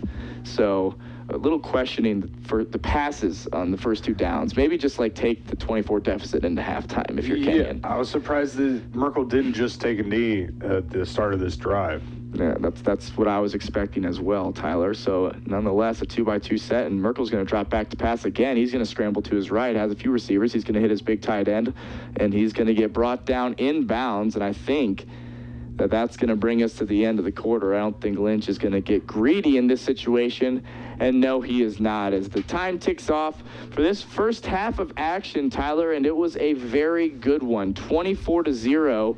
The Tigers have the advantage right now heading into half, and that's what we wanted to see, an offense who got clicking early and an offense that got clicking often. Andrews came in and was looking as good as ever, and then the return of Matt Lavis. And what a return it was, Tyler. What were some key things you saw in that first half that contributed to an exceptionally rhythmic first half for the Tigers? Well, really, we've questioned the play calling, at times during the year, but today, the play calling and the execution has been there pretty much all first half, and especially that offensive line. They've seemed to have improved. They're playing real well right now in this first half. They go into the break, hopefully coming out, they can continue it. And then that secondary, they forced, with the coverage, they forced Merkel to try and extend plays, get him outside his comfort zone, out of the pocket. And we've seen, whenever Merkel's first or second options aren't really there, or there's a little bit of pressure coming, he gets a little anxious. He starts to run maybe a little prematurely, force some throws. Tigers, hopefully they can come up, force a turnover here in the second half, but a great first half, trying to snap this 3-game skid in games where, the offense really hasn't been there, the defense has, and now finally getting to see both sides of the ball. Unfortunately, it's kind of a look of what could have been for this year, but, we'll take it going into these last 2 weeks. A good first half by the Tigers. No doubt about it, Tyler. And Jackson Hammersley, a long touchdown. Andy Hunt with a long touchdown. Just a lot of good things going from two different quarterbacks nonetheless. And good to see Matt out there. I think you're right. The maturation of the offensive line, although maybe slow, is coming. There's no doubt about it. It's developing, and I think it will be at the peak of this season anyway, going into the most important game next week. A lot of good things that we've seen this first half, a lot of good things hopefully coming in the second half. What we do know as of now is that the DePauw Tigers have a 24-0 lead, over the visiting Kenyon Lords. This is NCAC football and DePauw Tiger football on 91.5 WGRE. Good afternoon and welcome back inside the press box here at beautiful Blackstock Stadium and Nick Morose's field in Greencastle, Indiana. The DePauw University Tigers have a 24-0 lead over the visiting and winless Kenyon College Lords. Tyler, it was all DePauw Tiger football in that first half. It was all momentum was in the DePauw Tiger football favor. The defense was stout. The offense had rhythm. What is it that contributed to that, and what do we have to continue to do to keep going this second half? Well, it really starts up front for really the first time this year. As you said, we've seen the Tiger offense be in a nice rhythm. We thought after that first drive with Lavis, maybe that may have thrown things off a bit, but he comes right back out that second drive of his, throws a touchdown pass. So that rhythm of the offensive line, running the ball, opening up the pass, the play action, it's all been there.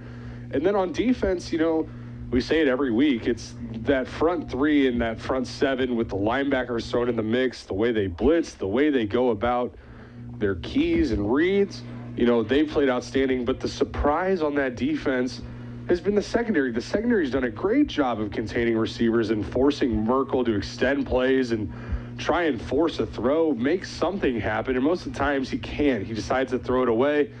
Tigers, they played great on both sides of the ball. You know, we can talk about who they're playing and all this and that, but when it comes down to it, when players execute and coaches coach and everyone's on the same page and clicking, it's a beautiful thing to see. And really, I think the biggest thing right now with the successes the team has had today is the confidence level is just got to be sky high right now.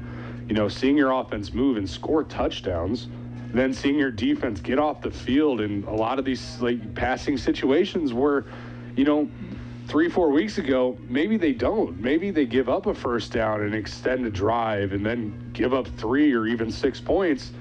Today it hasn't happened, and it was a great first half. Hopefully it continues here in the second. And another thing, it's just great to see Matt Labus in a football uniform back out onto the field.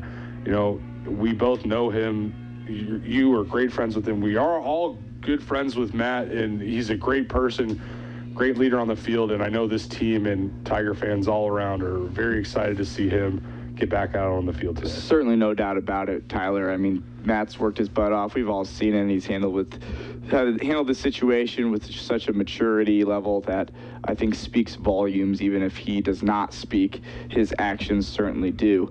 An added spark with him on the field, but truly I think this is a glimpse of what the DePauw Tigers could have been, barring injury, barring some youthfulness, and just if things would have gone and maybe bounced their way early in the season. However, it hasn't. We've seen adversity. This program's been successful for about 5 years. This is going to be one of the seasons that is a bit of a down year when you look back at it, but I think there are a lot of positive things to glean. I think there are a lot of youthful guys who are getting time, and in a couple of years, this program's going to be right back on track. I have no worries about that.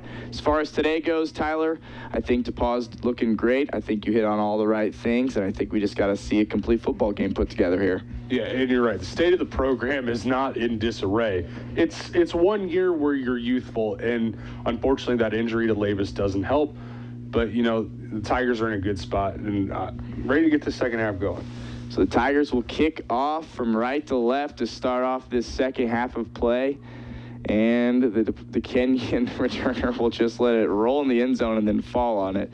And the Kenyon Lords will start off at the 20. If you're just joining us, it is the second half here from Greencastle. DePauw holds a 24-0 lead courtesy of a Jake Tanner 20-yard field goal, a 28-yard touchdown pass from Andrews to Hunt, a 38-yard touchdown pass from Andrews to Harris, and then Matt Labus bounces back and exclamation points his return with a 40-yard strike from Labus to Hammersley to get us where we are at 24-0.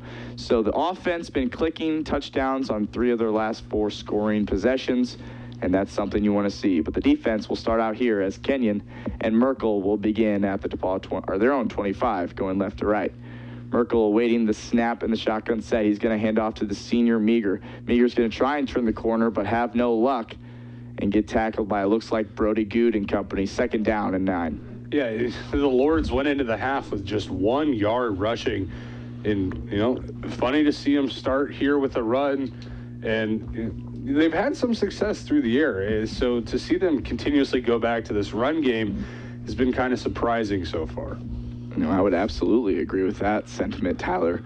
No doubt about it, as Merkel's going to send his man Bosch in motion. Nothing there, not hiking the ball just quite yet. 2-by-1 receivers. Now Merkel gets the snap, looks to his first receiver, not there. Hits Bosch coming across the middle, and he is hit abruptly by, it looks like that time, Jacob Howdeshell, the senior linebacker, getting some time today as he rudely welcomes Bosch to the middle of the field, and this will be a 3rd down and 9. Yeah, and I was kind of surprised, and maybe it's just the coverage, but, you know, Merkel hasn't been able to find Robertson here as of late. Robertson just 10 yards shy of reaching 1,000 on the season, which would be quite an accomplishment, but Merkel just hasn't seemed to be getting it to him of late here in this game. Yeah, and that's a connection that's proved successful. Even though the wins may not come, those two certainly move the ball for Kenyon. And on cue, he was looking for Robertson, but it's picked off by Brody Good. Brody Good's looking towards the sideline. He's getting to the 25, shed some tacklers to the 20, and now pushed out of bounds by the Kenyon offensive player as Good sneaks underneath Ian Robertson, the receiver we were just saying that Merkel needed to go to get this Kenyon offense moving, but a great positioning play by the junior Good, and the first turnover forced by this DePauw Tiger defense today. Yeah, Brody Good did a great job there. I think Merkel was just trying to hit his receiver here in the hole of the coverage, but Good just stepped back and jumped and made a great play on the pass, comes with the pick, breaks up a few tackles, gets upfield. Now the Tigers starting at the Kenyon 20. We've come to expect this Tiger defense to force turnovers, and the first one of today comes from Brody Good. This is going to be a keep from quarterback Chase Andrews. It looked like Jake Weber, the senior running back, wanted that football. It was a read option, it looked like. Andrews kept it. Gain 2, bringing up a 2nd and 8. Then the Tigers have possession here inside the Kenyon 20. So even a better field position, starting field position, that they've been granted here, and we'll see if they can just add on to this lead. So we got Andrews, the sophomore, is back in starting the second half. We did see the senior Matt Labus return, have some possessions, but Andrews will start this second half of play. He's going to pass out to his receiver. That time is the senior Evan Wiggum, and he's going to get brought down inside the 10-yard line, but not before. He gets a DePauw Tiger first down. It will be first down and goal from the 7-yard line, and now Andrews picking up right back where he left off. Yeah, good play there by Wiggum to just go with the momentum of the pass and cut it outside and try to get upfield. He's done a lot of great blocking downfield. Good to see him get a reception there. 3-by-1 receiver set, 3 on bottom, 1 on top. Weber the back in the backfield. Andrews drops back looking towards the end zone. Deflected. A contested receiver that time was Will Harris, covered like a blanket by 2 or 3 Kenyon defenders. So luckily that ball was just incomplete, bringing up a 2nd and goal. Yeah, Harris the intended target there. I don't really understand Andrews trying to force that pass this close to the goal line. You're on the 7-yard line. I would have liked to see him maybe tuck it and try to get upfield, get what he can instead of forcing that one. Luckily, it falls incomplete, though. The junior Tanner Cleveland checks in for Weber at the running back position. Cleveland will be to the left of Andrews in the shotgun set, 2-by-2 receivers, 2nd down and goal from the Kenyon 7. It's going to be an extended run out to Tanner Cleveland. He's going to try and make a man miss and cut back inside. Thought he could have kept putting that ball to the outside and maybe go towards that pylon. Stuck his foot in the ground, got a couple, but this will bring up 3rd down and goal from the 6. Yeah, that play just looked pretty much covered from the start there. Cleveland just never could get anything moving there. As soon as he turned the corner, Kenyon defense was all over it. Unfortunately, brings up a 3rd down and goal for the Tigers. We'll see if they can capitalize in the red zone, Tyler. Here, as it's a 2-by-2 receiver set. Green, Hunt, Wiggum, and Harris as Andrews drops back to pass, looking towards the end zone. He has Hunt wide open. It's caught. Touchdown, Tigers. A 6-yard touchdown strike from Chase Andrews to Andy Hunt. The 2nd for those two today, the 3rd for Andrews on the ball game. 30-0 Tigers, and it's all DePauw today. Yeah, great play there by Andrews. He knew he was going to Hunt the whole way. Hunt just wide open. Easy for Andrews just to drop it in there, and another touchdown for the Tigers. And there, we see the success that we haven't typically seen in the red zone. And right there, they connect again, another touchdown for the Tigers. Jake Tanner on for the point after. It is up, and it is good. 31-0 Tigers. The offense putting on a show today. Chase Andrews, his 3rd touchdown pass, 2nd to Andy Hunt on the day. Andrews had 150 yards passing before this second half began. I'm sure he's close to around 200 now, but give credit to Chase, man. Chase really came to play today, and the DePauw Tigers' execution on offense has been flawless, and it showed. You're right about talking about Chase. We saw early in the year before he went down with that ankle sprain, he also struggled to find his footing within the game. His first year really getting reps after he tore his ACL the year before. And, this is the Chase Andrews that, we're going to be looking to see next year, within this program, really try and take, control of the offense. And, he's had a good day today. He's been slinging the ball around. He's been running when he can. It's been fun to watch Chase out there this afternoon. Chase, Matt Labus, Cam Haynes, whomever is the quarterback for this DePauw Tigers team, they've certainly had their bright spots this season. As Russell's going to receive the kick from Jake Tanner and get brought down by, it looks like that time, Noah Jones, the special teamer, also doubles as running back. But the Kenyon Lords will take over after the DePauw Tiger touchdown at their own 20-yard line, just shy of the 20. 11:51 here to go in this third quarter of action. It was a quick half. It was a nice day out today, a beautiful fall afternoon, just a bit of a chill in the air, but when that sun's out, it's perfect football weather. So the junior Merkel out of Pennsylvania will lead the offense for the Kenyon Lords as he sends Bosch in motion across the line.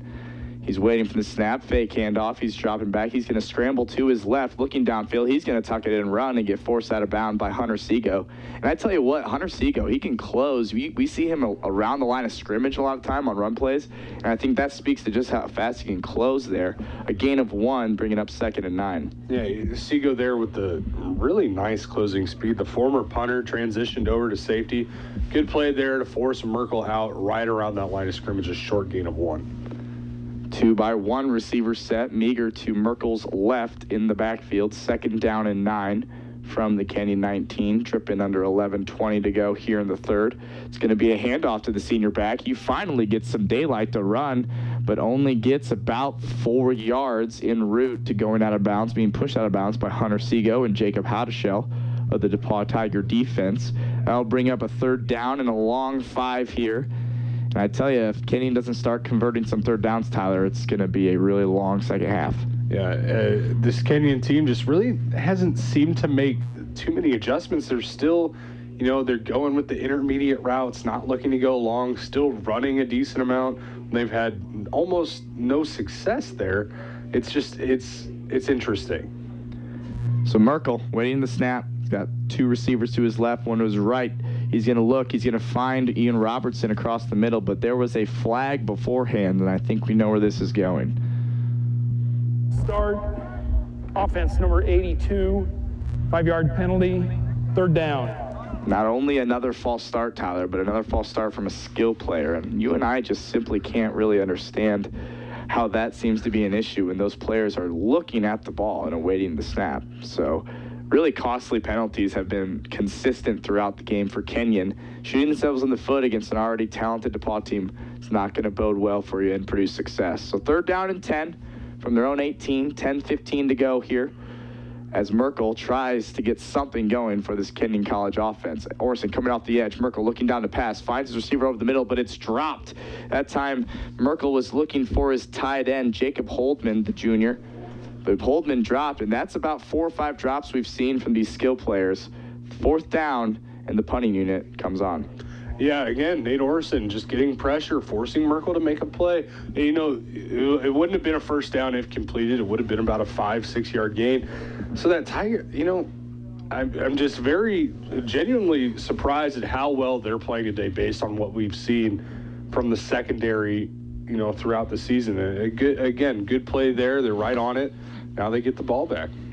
The punt is away from the freshman, Lawrence. This one is heading toward the senior, Brooks Hepp. Will bounce out of bounds, and the Tigers will start field position on Kenyon's side of the field. And that's been the story. Everything going DePauw's way today. Certainly, we love to see that at a home game. But, of course, on senior day as well, as we recognize the great seniors who have had an outstanding 4-year career here in a DePauw uniform.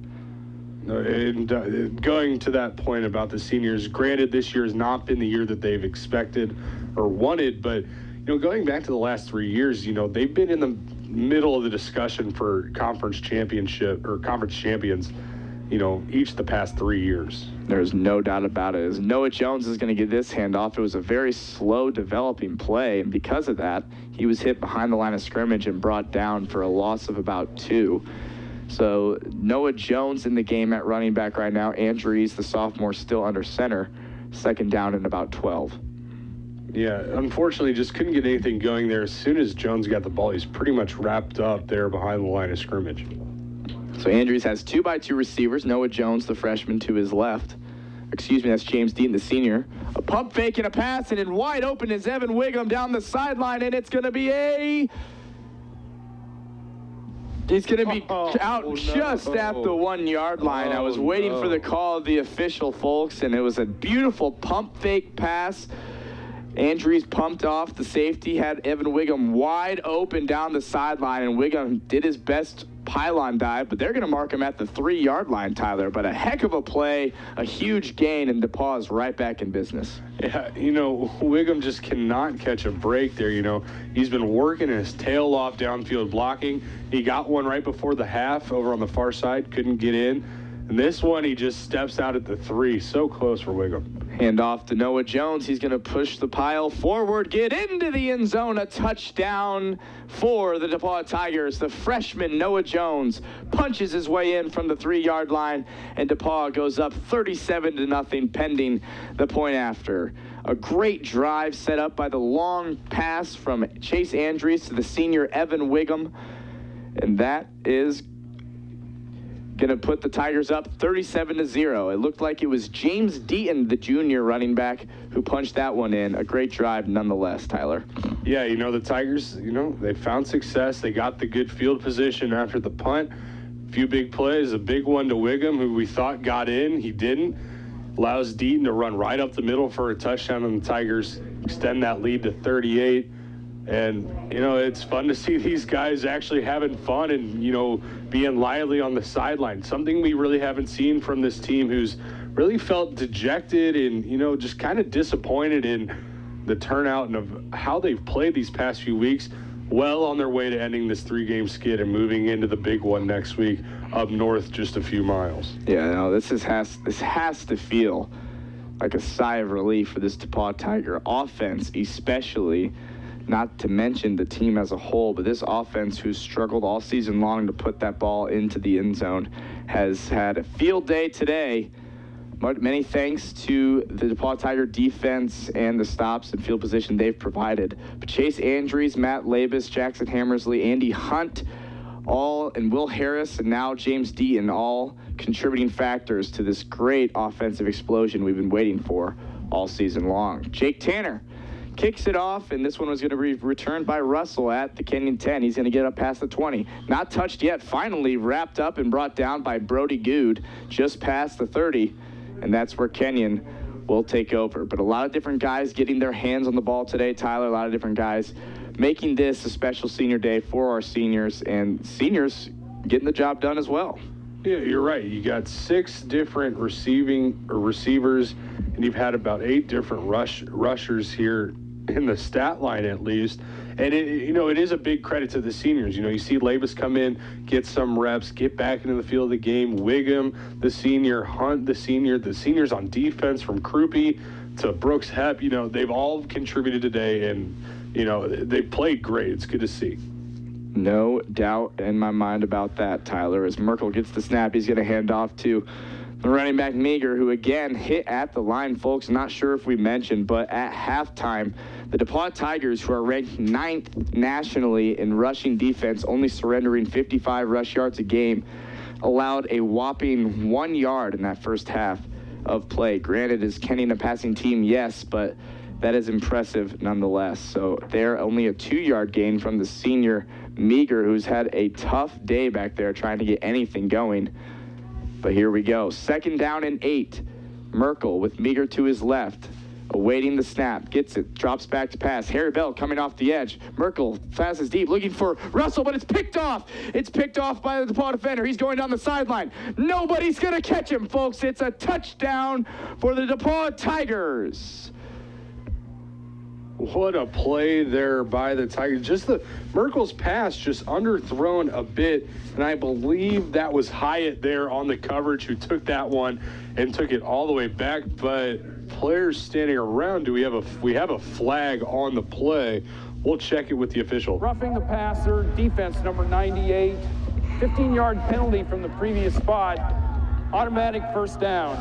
And that is brutal, folks. Tyler was right. It was the sophomore Dylan Hyatt, who is as fast as anybody, who picked that ball off and took it to the house. But a roughing the passer against Nate Orison, a senior who you don't expect to make that type of play. Maybe he's anxious, hasn't had a sack all day, and was just trying to get in there. An underthrown ball, a great play on the ball by Hyatt. Unfortunately, nothing to show for it. Yeah, and I wonder if maybe it was just a little bang of a play to a judgment call there. Yeah, absolutely. So this one's going to be swung out by Merkel to his receiver. A little bit of a swing pass. It's going to be a gain of 6 But what a play by Hyatt, man. And he just turned on the jets. I mean, my goodness, he was shot out of a cannon there, and he shows you the speed he can have. But a really nice play on the ball. Fortunately, nothing to show for it. So 3-by-2 receiver set, 3 on bottom, 2 on top. Empty backfield for Merkel back there. It's going to be a 2nd and 5 from the DePauw 45 after the penalty. He's going to drop back to pass, getting chased by Orison, and then it's going to be a pass incomplete intended for Russell. Tyler, I think you and I both saw maybe a block him back there in the backfield. No flags, but an incomplete pass, 3rd and 5. Yeah, Orison got in relatively easy. A few defensive linemen did. I thought maybe they were trying to slip screen pass there to the running back. Instead, Merkel just tried to dump it off. Falls incomplete. Tigers catch a break. Now they get off the field facing a 3rd and medium. 7:30 to go in this 3rd quarter. 38-0 DePauw. 3rd and 5 for the Kenyon Lords in DePauw territory. Merkel with Meager to his right. Awaits the snap. Meager walks on over to his left. As Merkel drops back to pass, he finds his man over the middle. I think it's Bosch, and indeed it is, and it's going to be a gain of about 12. Just an easy pass over the middle. He saw that the DePauw defender was playing off of Bosch on the line of scrimmage, hit him quickly, and that was a gain of 12, 1st down. Yeah, I don't know if it was designed to look like that for Merkel. He took the snap, almost looked like he was going to take off and run or roll out. Instead, he decided to stop and almost sidearm that one in. But a good play and a 1st down for Kenyon. So Kenyon getting the ball moving a little bit here. It's 1st down and 10 from the DePauw 31. Merkel takes the snap, drops back to pass, hits Bosch right as he broke in his out route. That's going to be a gain of about 7. Hit him quickly, and that's where both teams seem to succeed. Those timing routes, quick routes, it's too quick for the defender to get on them. Seems obvious, but they've gone away from it, and now they're actually moving the ball. Yeah, and when there's cushion there for the receiver, those little out routes are incredibly tough to defend once they stick their foot in the ground and go into their break. Unfortunately for Hep, he just couldn't get up on the coverage there quick enough. 2nd and a long 4 for the Kenyon Lords. Merkel drops back to Texas. He's trying to throw. He evades some tacklers, scrambling through the pocket, looking like Johnny Manziel almost, and gets tackled behind the line of scrimmage. It's going to be a sack of about 3 yards. I'm not sure who it was on that play, but it was a nice play. But I'm telling you, I was just almost distracted by how far Merkel drops back, Tyler. My goodness. You know, it hasn't gotten any shorter, and it still amazes me that the Kenyon coaches haven't said anything or made an adjustment in his style that way. And I don't know what it is, but I guess he's comfortable with it. 3rd down and 8 from the DePauw 29. Going in left to right on your radio dial. It's going to be a fake handoff to Meager. Pass across the middle. It's to Bosch, but he's going to be brought down and tackled, looks like, by the senior Cade Jones on the play, getting his first action of the day at the safety position, and he's going to be brought down just shy of that 1st down. A big 4th and 1, and if you're Kenyon, got to go for it here. No, you're absolutely right there. You got right around that 1st down marker, but you know, we've seen Kenyon after that roughing the passer penalty that negated the pick 6. You know, they've had some success moving down the field. Now Tigers kind of on their heels just a little bit right now. 4th down and 1. Kenyon's chance to salvage some respect in this one as Merkel gets the snap on the floor and brought down as he tried to hand it to the senior Meagle, but Matt Krupe, the senior, tackles him behind the line of scrimmage for a loss. Krupe came in today's game averaging just over 8 tackles a game for 3rd in the conference, showing you why there. His speed off the line, it was a tough snap, bobble, handoff to Meager, but he had nowhere to go. An excellent play by the senior linebacker, Matt Krupe. Yeah, he and Harry Bell, the other senior linebacker, both coming in there making the play. You know, unfortunately for Kenyon, the snap just ruined the timing of the whole play. Tigers get in the backfield quickly, and the offense back out onto the field, and Chase Andrews looking to get some more points on the board. 5:12 remaining in this 3rd quarter. The defense forcing a turnover, that time on downs, their 2nd one of the contest. Come to expect it. But yes, Tyler, the sophomore, Chase Andrews back out in the shotgun. Looks like Deaton is to his right, and that's who it's going to hand off to. No, it's a fake. Andrews is going to go to the right side, just get back to the line of scrimmage. There is a flag on the play, but that read option even faked me out as Andrews kept that one. Didn't get past the line of scrimmage. This is going to be against the DePauw Tigers, and we'll see what it is exactly. Holding offense number 5, 10-yard penalty from the spot of the foul. Replay, first down. So it's going to be a holding, and that's the first almost, bad play the offensive line has made today. They've been pretty relatively solid from what we've seen this season. So their first penalty, so the DePauw Tigers will have a bit of a disadvantage here to start this drive. 1st and 20 now, going right to left. Andrews still in, 2-by-2 receiver set. The junior James Deaton still in the ball game at running back. His first action came on last possession with the touchdown. Andrews is going to fire across the middle. It's going to be caught and complete. A gain of about 8. That time it looked like it was the receiver Michael Grace, another senior who's getting in today and making some noise. So 2nd and 11, almost back to that original line of scrimmage. And it looked like Justice Brown, the defender there for the Lords, almost got a hand on it, maybe would have been able to make a play. Can't come up with it. Michael Grace comes up with a reception. Good to see Michael Grace in there. Also has battled some injuries throughout his career. It's good to see him getting some action on senior day. 3-by-1 receiver set, now 4-by-1. No receivers in the back, or backs in the backfield. It's going to be a quick pass out to Michael Grace again. This time it's only going to be a gain of about 3. Going to bring up 3rd and a long 6, 3rd and 7. So some quick passes there, an empty backfield that time from the Tigers, and we'll see what they have drawn up here on 3rd and medium. Yeah, it looked like Grace maybe could have made a move outside towards the sideline, tried to get upfield. Instead, he comes back to the middle, and he's finally met by a couple Kenyon defenders. See what Coach Deeds has dialed up right now for the Tigers on 3rd and 7. So Deaton's still back there as the back. 3-by-1 receivers, 3 on bottom, 1 on top. Here comes Andrews. He comes in the shotgun set, has time. He scrambles left, looking. Someone's getting held, and it's definitely Evan Wiggum, because I saw exactly Andrews and him made eye contact. He pointed to Wiggum to go deep on the sideline. He went to, and he got held, causing a huge overthrow from Andrews. No flags, though, but I think you and I both saw that. Pass was intended for the senior Wiggum. And, in fact, there was a penalty called on the Tigers there, holding, and they'll decline that. Obviously, a lot going on that play, but nevertheless, a 3rd down or an incomplete pass, and the punting unit will come out for DePauw. But what did you see there, Tyler? Yeah, not only was Wiggum getting held down the field there pretty badly, as Andrews was rolling out, Hunt made a move across the middle of the field, and he had about 3 steps on his defender. And I don't know if Andrews was maybe throwing it right in the middle of Hunt and Wiggum, and whoever can go up and grab it can grab it. Unfortunately, Tigers don't get the penalty. Andrews doesn't see Hunt. Now the Tigers got to punt it away. Ty Johnson punts it away. The senior receiver Robertson fair catches, and it takes a nice DePauw bounce, Kenyon bounce. And the Kenyon Lords will start their possession just shy of the 35-yard line in their own territory. So, yeah, a little bit of an interesting 3rd down play there, but nevertheless, DePauw still holds a 38-0 lead. If you're just joining us, Dominic Miranda and Tyler Rosen here, bringing you today's NCAC football matchup between DePauw University and the Kenyon College Lords.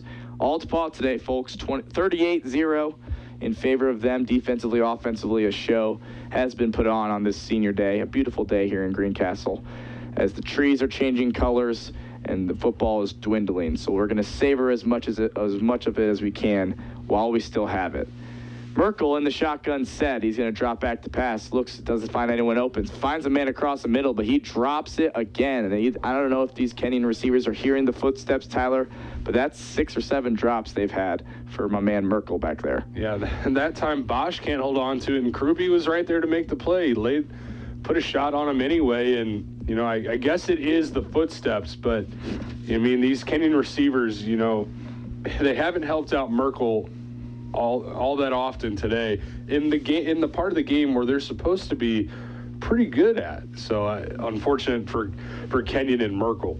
Yeah, taken a lot of shots downfield has the Kenyon Lords. This one's going to be a play-action pass. He's going to find Ian Robertson, who just eclipsed 1,000 yards on the season, and by far on that play, gain of about 20 from the hookup from Merkel to Ian Robertson. So congratulations to that young man on quite a big milestone for him as they get the first down and will move the chains.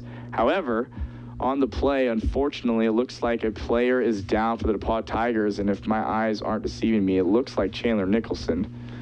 Yeah, it is Chandler Nicholson. I didn't see where he went down, but it's right around that that line of scrimmage at the 30 there. Don't want to speculate on what it is, but he's on his arms and knees right now. Yeah, seems to be in a great deal of pain. His head is in hands, and again, Tyler and I both did not see what exactly occurred, but to recap, that was about a 25-yard gain from the quarterback Merkel to the senior receiver Ian Robertson. The Lords will have a first down in DePauw territory at the 48, going left to right. There's 3:15 left to go in this third quarter. It's been all DePauw today, but we certainly hope that Chandler Nicholson is okay and gets helped off here soon, as we haven't seen much movement down there, but the trainers are all out. Coach Lynch is out there trying to decipher what is the problem. So perhaps we'll take a break, Tyler, and we'll come back once we get this figured out. You're listening to DePauw Tiger Football on 91.5 WGRE.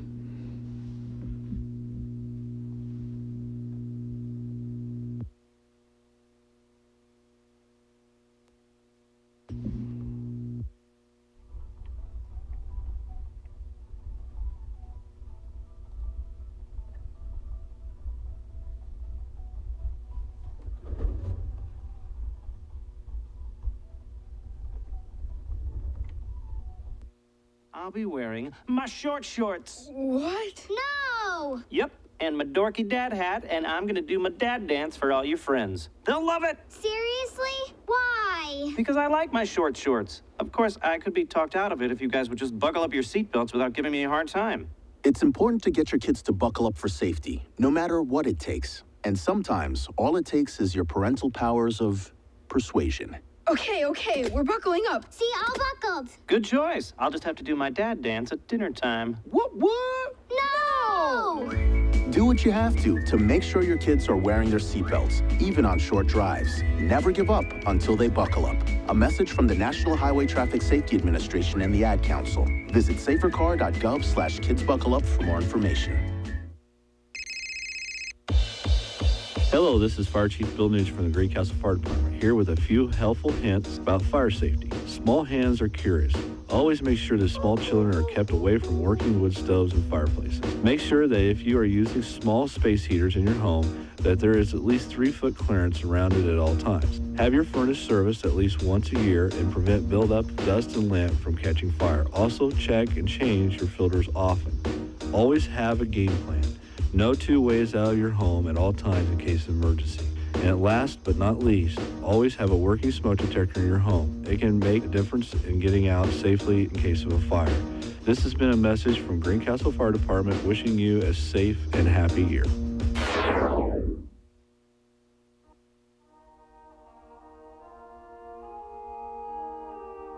I'm Claire Hubner, a first year here at DePauw. As someone who played an instrument all throughout high school, I wanted to continue playing in college, but felt intimidated by an audition band with School of Music students. That's when I heard about Symphonic Band, a non-audition band that meets twice a week and earns credit each semester, led by Dr. Craig Pare. I'd highly recommend adding it to your schedule next semester.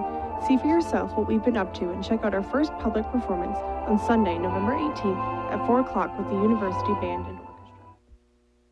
Touchdown, Kenyon, and that is their first points of the ball game, as finally Ian Robertson gets involved in a big way. A 48-yard touchdown strike from Merkel to Ian Robertson. He had just on the last pass gone over 1,000 receiving yards on the season, and he puts Kenyon on the board, 38-6 pending the point after.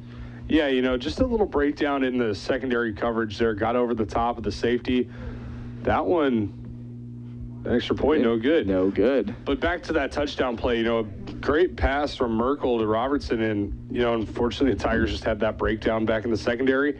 Really the lone, mistake really that we've seen, big mistake, at least with this Tigers, secondary. But, it helps that you're up 38-6 now, that it doesn't really do much in the factor of the game, but, it's the little things in getting ready for next week that's really probably, Coach Hood is not going to be too happy about. But the Tigers, unfortunately, can't come up with a stop there. The offense will come back out.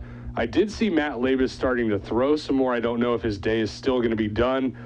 But we'll see after this kickoff. But the Tigers look to get that one back. Yeah, really nice play. We had talked about Kenyon hadn't really taken any shots this game. That was kind of the first deep pass we've seen Merkel throw. He had time, and he delivered a strike to the senior, Ian Robertson. So now Tigers will get the ball back. Logan Green's going to return this kick, get up past the 25, close to the 30, and that's where he's going to be brought down and tackled. DePauw will start their possession at the 30-yard line, going right to left. So a really nice pass and catch from Merkel and Robertson for the Kenyon Lords, their first touchdown of the game, points of the game, rather. Could not convert the point after, so it's 38-6 as it stands in favor of the DePauw Tigers. So we'll see if they can bounce back here and get those 6 points back. But right you are, Tyler. The senior Matt Labus trots back out on the field. Was 4 of 9 with 56 yards and a touchdown in the limited action we saw him in the first half. Can't imagine we'll see too many passes here just with the score and situation, but we'll see what he dials up for us, as this one's going to be a handoff to the senior Ramon Lopez, who we've seen not as much of after his emergence in the first half. He had 29 yards rushing, make it an even 30 now after that gain of about, well, I guess it's a gain of about 3, so 2nd down and 6. So, yeah, good play there by Ramon, and the Tigers come out kind of conservative there. You'd like to see it, trying to bite away at this clock a little bit. Labus back in. You don't want to do anything too far outside yourself, especially at this point in a game like this. 2nd down and 6. Labus with Ramon Lopez beside him. He's going to drop back to pass, pump fake, and he's going to get brought down and sacked. Labus pump faked as a designed part of the play, trying to get his receiver open there, but he was brought down and sacked, led on the play by Sam Dickey, the senior linebacker for the Kenyon defense. So 3rd down and about 15. Yeah, there just wasn't enough time there to have the play develop. Offensive line couldn't handle the defensive line that time. The Lords got a lot of pressure there on Labus. Just not enough time to let the play get going. Fortunately, he has to take a sack, but good to see him bounce right back up. 3rd down and 15 from the 24 of the DePauw Tigers. 1:40 to go in this 3rd quarter of action. Labus takes the ball, shotgun set, drops back to pass, looking, has time, sees Andy Hunt, but overthrows him by just a little bit.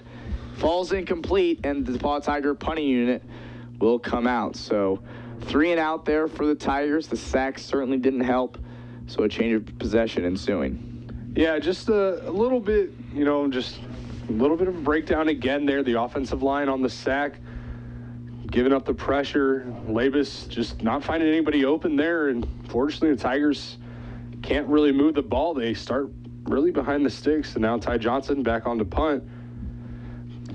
So Ty Johnson, the junior, who's been having an excellent season with his leg, and he shows you why with a booming punt that takes a DePauw Tiger bounce, and this one might go right to the 1-yard line. Oh, just shy of the 5, but still, what an excellent punt by Ty Johnson. The line of scrimmage was the 24-yard line over here, and that went to the 4-yard line over there. So I'm no mathematician, but I know that's a heck of a punt, Tyler. Yeah, Ty Johnson, I venture to say that he might be one of our favorite players to talk about. We do find a way to talk about him, it seems, every week.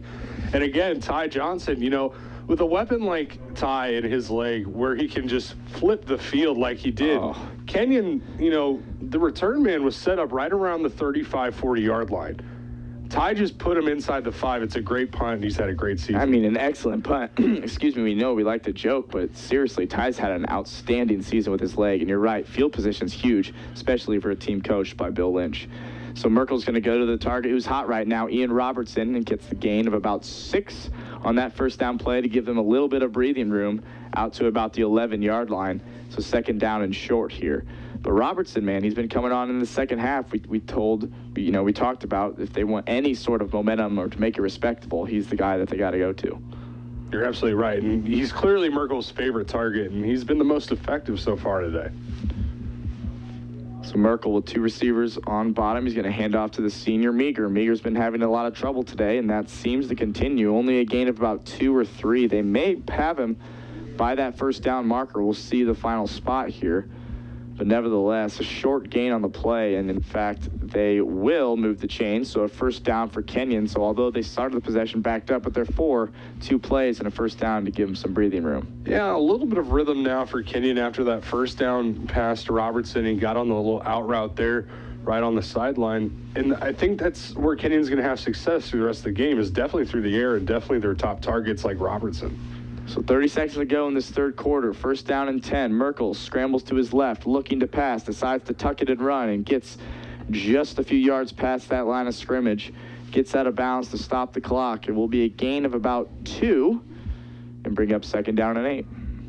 Yeah, just again, that coverage really forcing Merkel to, get on his feet and try and make a play. Decided to keep it this time, and the minimal gain, so the Tigers will be happy with that. Might be the last play of this quarter. Don't know, though. We got 10 seconds up. It looks like Kenyon may try and squeeze one more in here. Clock ticks down to 5. Second down and 7. 3, 2. The ball is snapped. Merkel slings it out there, finds his receiver, Robertson, and at the buzzer of the third quarter ending, the Kenyon Lords get a first down. They'll start the fourth quarter at about the 27-yard line in their own territory. But that's the end of quarter number 3. Only one more to go. 15 minutes left in this one. It's been all DePauw today. 38-6 in favor of the Tigers as we head to quarter number 4.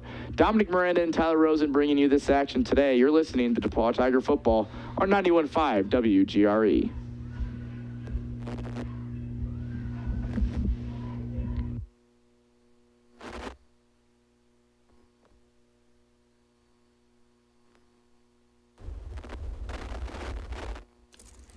Okay, so Sarah, I'm dropping you off at Emily's? Yep. And Josh, you're going to? Soccer, Dad. Soccer practice. Right. Oh, by the way, I just wanted to let you know when I pick you both up, I'll be wearing my short shorts. What? No! Yep, and my dorky dad hat, and I'm gonna do my dad dance for all your friends. They'll love it! Seriously? Why? Because I like my short shorts. Of course, I could be talked out of it if you guys would just buckle up your seatbelts without giving me a hard time.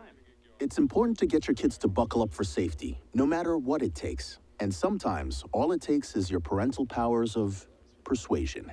Okay, we're buckling up. See, all buckled. Good choice. I'll just have to do my dad dance at dinner time. What? No! Do what you have to make sure your kids are wearing their seatbelts, even on short drives. Never give up until they buckle up. A message from the National Highway Traffic Safety Administration and the Ad Council. Visit safercar.gov/kidsbuckleup for more information. Welcome back to Blackstock Stadium in Nick Morosis Field. Dominic Miranda and Tyler Rosen here as the fourth quarter just got underway as Merkel got rushed out of the pocket for a loss on that play, so it's going to bring up second down and 12. Some statistics here. Chase Andrews having a wonderful game for the Tigers, 16-21 for 220 yards and 3 touchdowns through 3 quarters. So that's something to keep an eye on. He hasn't really had a breakout game per se this year, and that's certainly got to be confidence building for him. But the DePauw Tigers defense is on the field, second down and 12 as Merkel sits back there in the shotgun. He drops back packs. He's going to hit Robertson on a quick out route, and that seems, Tyler, after the gain of about 5 or 6, that is their only offense, is those quick out routes. Yeah, and they're taking advantage of the cushion, however big or small it may be, that the Tiger corners are giving the receivers, and they're just going to try and dink and dunk down the field as best they can, and hopefully not get themselves caught in bad situations where they need big gains or have to run the ball, because really, frankly, they had 1 yard in the first half, so that run game is not there. That is absolutely right, and that 1 yard jumped to 7 here at the end of the third quarter, so 7 rushing yards for the Kenyon Lords right now. Nothing too spectacular, if you will. So third down play, Merkel drops back to pass. He's getting rushed. He evades a tackler. He's scrambling to his right. No receivers open inside, and he's just going to loft this one inbounds, nearly intercepted. Not a smart decision from Merkel, but he had nobody out there. And so that will bring up a fourth down. But no, this is not what you want to see, Tyler. Again, another DePauw defender down, and this time it looks like Joe Zonka, the junior defensive tackle, who's on the ground. Yeah, Zonka there was kind of in pursuit, kind of taking an angle in case Merkel decided to try and run. And I wonder if it looked like he was grasping at his ankle. Again, you hate to kind of speculate, but he may have just turned his ankle a little bit there, and I don't know, but he's on the ground. Trainer's checking him out. But, Dom, we've kind of alluded to this fact a couple times throughout the broadcast today. You know, when Merkel drops back, there have been a few times that it seems like it's pretty blatant holding on defensive linemen breaking through that offensive line. And, you know, granted, a lot of people say you can throw a flag on every offensive play for holding, but some of these are getting kind of, you know, pretty blatant right in front of the judge, right behind the quarterback. You know, granted, the Tigers are up 38-6. You know, you can't ask for really anything else. But, you know, just the way that the game is officiated, you know, it's getting kind of ridiculous seeing some of these guys just get pulled down from the shoulder pads as soon as they break through that offensive line. Yeah, no question about it. I mean, I don't blame them. In the same token, you got to do anything you can to block this defensive unit and defensive line in front seven of DePauw. It is tenacious, and they are quick, and they're very physical. But, you know, you got to see that line as officials here. You can't just let them get away with anything just because it's a lopsided score. Not saying that's occurring, but nevertheless, certainly worth mentioning. As Zonka gets up, and he is pumped to be walking off the field under his own power, as he is an individual that is enthusiastic, shall we say, which is great to bring to the table. So we're happy to see Joe walking off the field. A little bit of a limp there, but the trainers will look at him. Take this time to mention that the trainers are still, in fact, looking at Chandler Nicholson. He has his pads off, so we're wondering what exactly happened to him. We'll be sure to let you know if we do find out. But the Kenyon Lords have to punt now. 4th down after all of that happened. There's 13 minutes and 48 seconds to go in this ball game. We're in quarter number 4, 38-6 in favor of the home team, the DePauw Tigers. And this would give them to 4-5 with a chance to salvage a 500 season, which is what we could use in the cahoots with Monon Bell next week. There's no doubt about it. So the freshman, Grayson Lawrence, back to punt for the Lords. He's going to get it off with that right foot. A wonderfully punted ball. It's going to be received by Logan Green. He's at the 25, and he's going to get tackled at the 26. Not much doing there, and that's where the DePauw Tigers will take over. So we'll see if there's a couple different guys who get in here, a couple different running backs, see if guys get some reps, try to keep that clock ticking. But how about a long, extended drive here, chew some of that clock, and just ride home in the sunset, because this is a game where a lot of positives can be gleaned from this one. Oh, yeah. I mean, the Tigers have played great all around today for the most part. You know, 38-6. I mean, not a lot that you can find to complain about.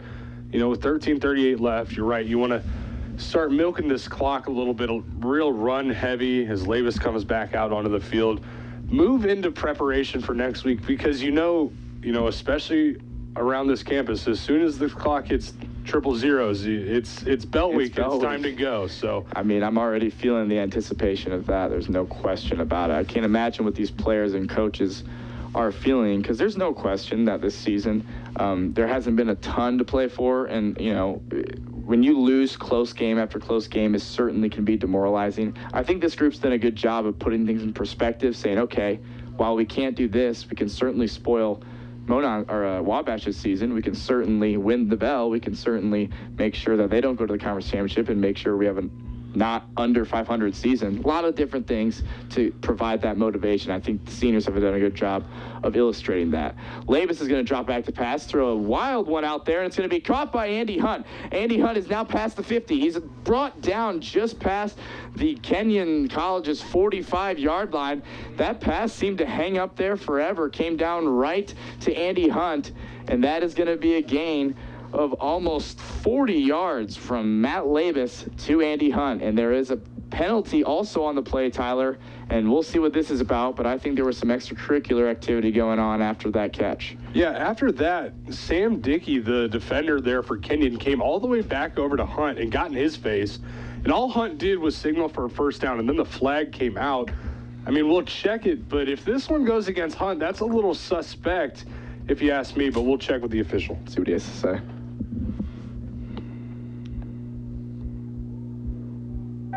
Dead ball, unsportsmanlike conduct, offense number 17. That's his first unsportsmanlike of the game.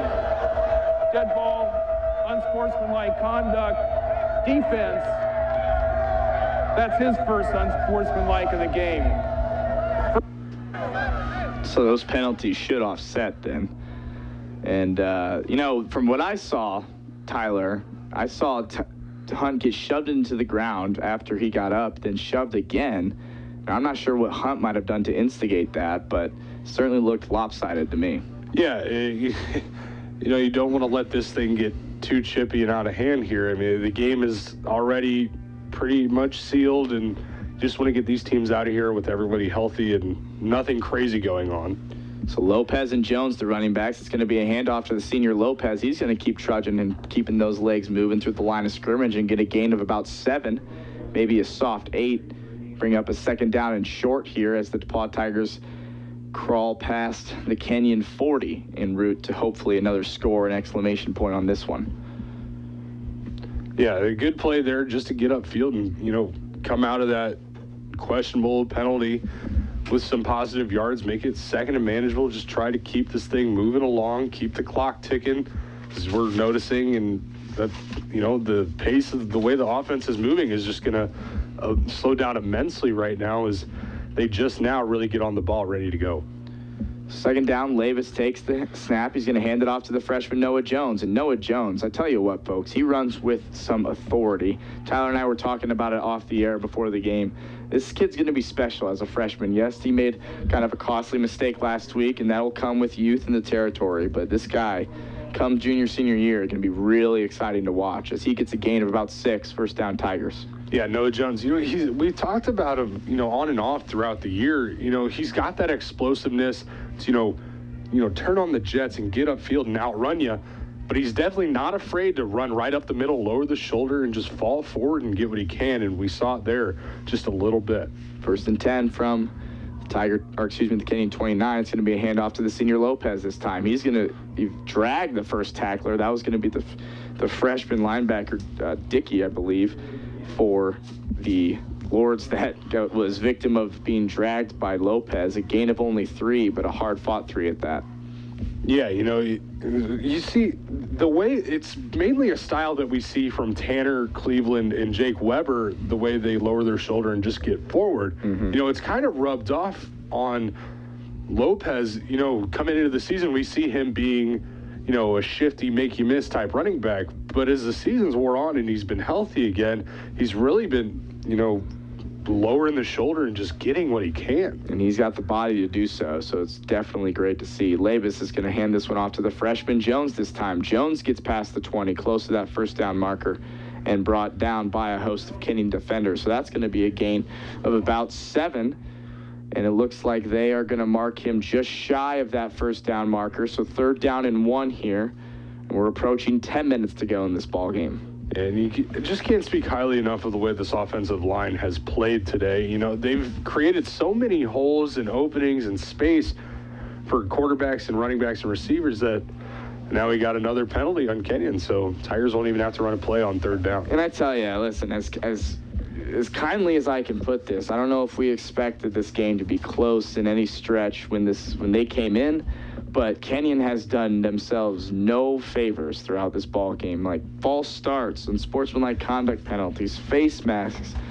I mean, the amount of false starts from skill position players is absolutely unacceptable if I'm a Kenyon coach.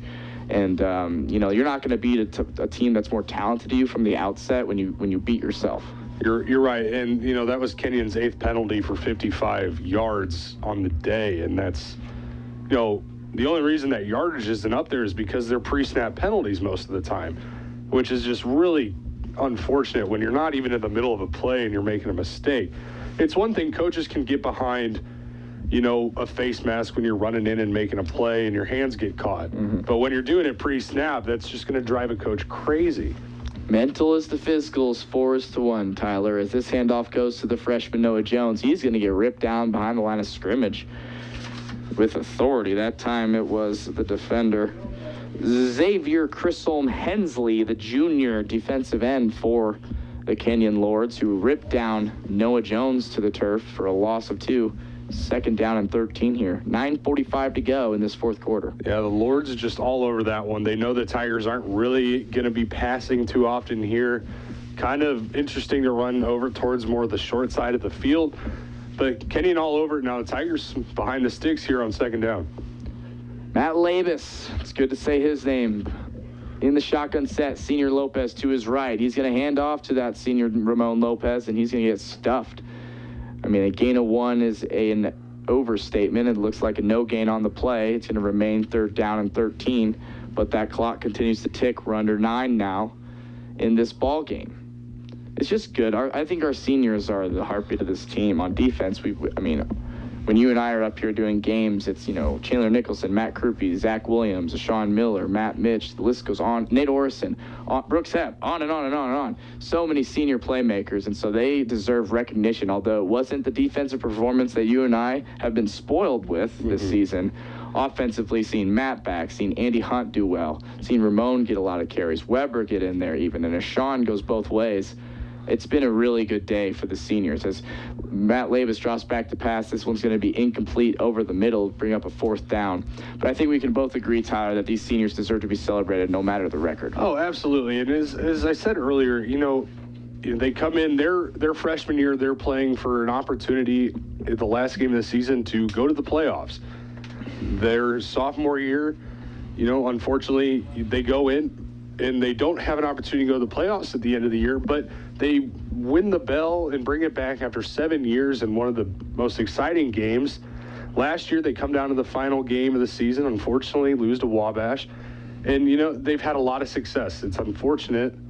As Jake Tanner comes on for the 35-yard field goal attempt, and he misses. So usually sure-footed Jake Tanner has missed both his attempts over 30 yards today. So not affecting the scoreboard, but maybe the confidence of our kicker, Jake Tanner, who really has been excellent all year. But that's another senior. Despite the miss there, Jake Tanner's had an excellent year as well. So going back to your point, Tyler, their whole career, last year coming off, we knew this defense was going to be as good because they were top 5 in rush defense last year as juniors. This class, we've watched it all the way through. I was fortunate enough to play with these guys a little bit, and I think you're right. A lot of celebratory, even though season's not done, this is a day for them. Right, and a lot of guys that we're both very familiar with, we know very well, and to see them have the success they had these past few years and go through the struggles they have, but to stay resilient has been a good thing to watch. Yeah, and that's definitely because of the leadership of these seniors. Merkel drops back to pass. He's looking, fires, and is incomplete as he was looking for Russell in the under route. But guess who had other ideas? That would have been Josh Potabom, or maybe it was Jason Seifert even, who had other ideas. But a DePauw defender knocked him on his feet, incomplete, 2nd down and 10. Yeah, just a great play there to be all over the play for the Tigers there. Just laying a heck of a shot there on the intended target. So it's going to be 2nd down and 10. Merkel with Meager beside him, 1-by-1 receivers. Some new faces in for the DePauw defense, given the score. It's going to be a handoff to the senior Meager, and he is getting nowhere. And I am going to venture to guess we are close to holding this team to under 10 yards rushing today. No, yeah, this rush defense has just been insane. And it's not like they're playing in a conference that doesn't have talent.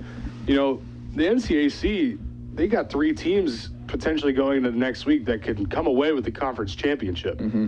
Plus scheduling Central out of Iowa out of conference, that's 4 great teams that you're going to play, and they haven't really had that success running the ball, which is amazing. And people think it's easy as Merkel drops back to pass. He has all day to throw, scrambling to his left, now decides to run, still looking, and just flicks it, and that's going to be an incomplete pass, bringing up 4th down.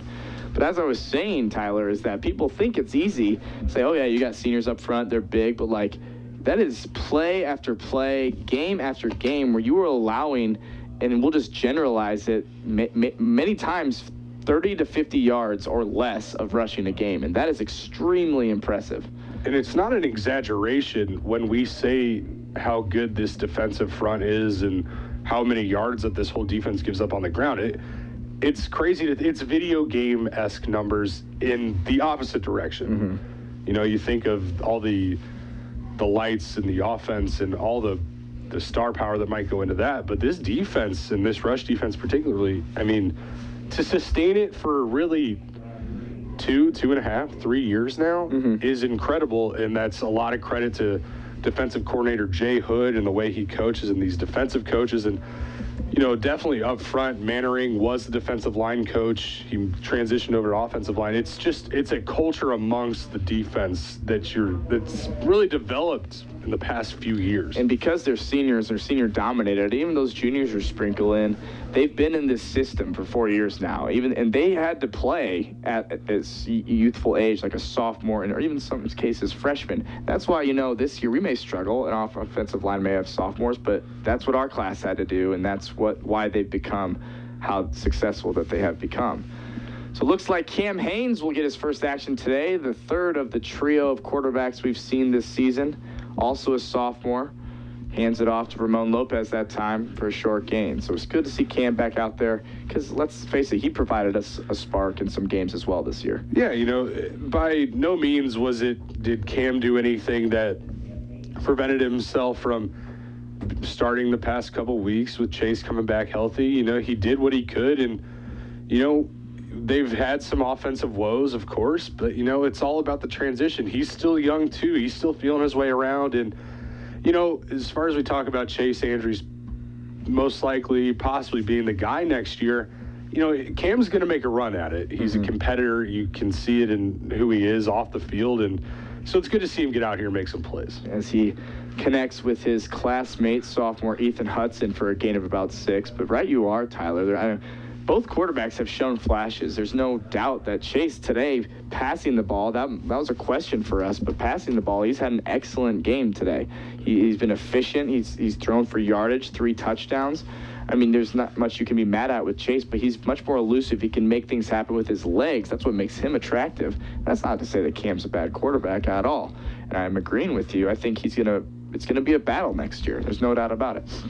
Yeah, come the spring for spring ball, it's gonna be interesting to see how they both progress, and then once they come back for fall camp next year, where each quarterback's at. So as on this third down attempt, Cam Haynes tries to hit Hudson again, but this is tipped and incomplete, bringing up 4th down. If you're just joining us, it is 38-6 DePauw in favor of the Kenyon Lords here at home with just under 6 minutes to go in this ball game.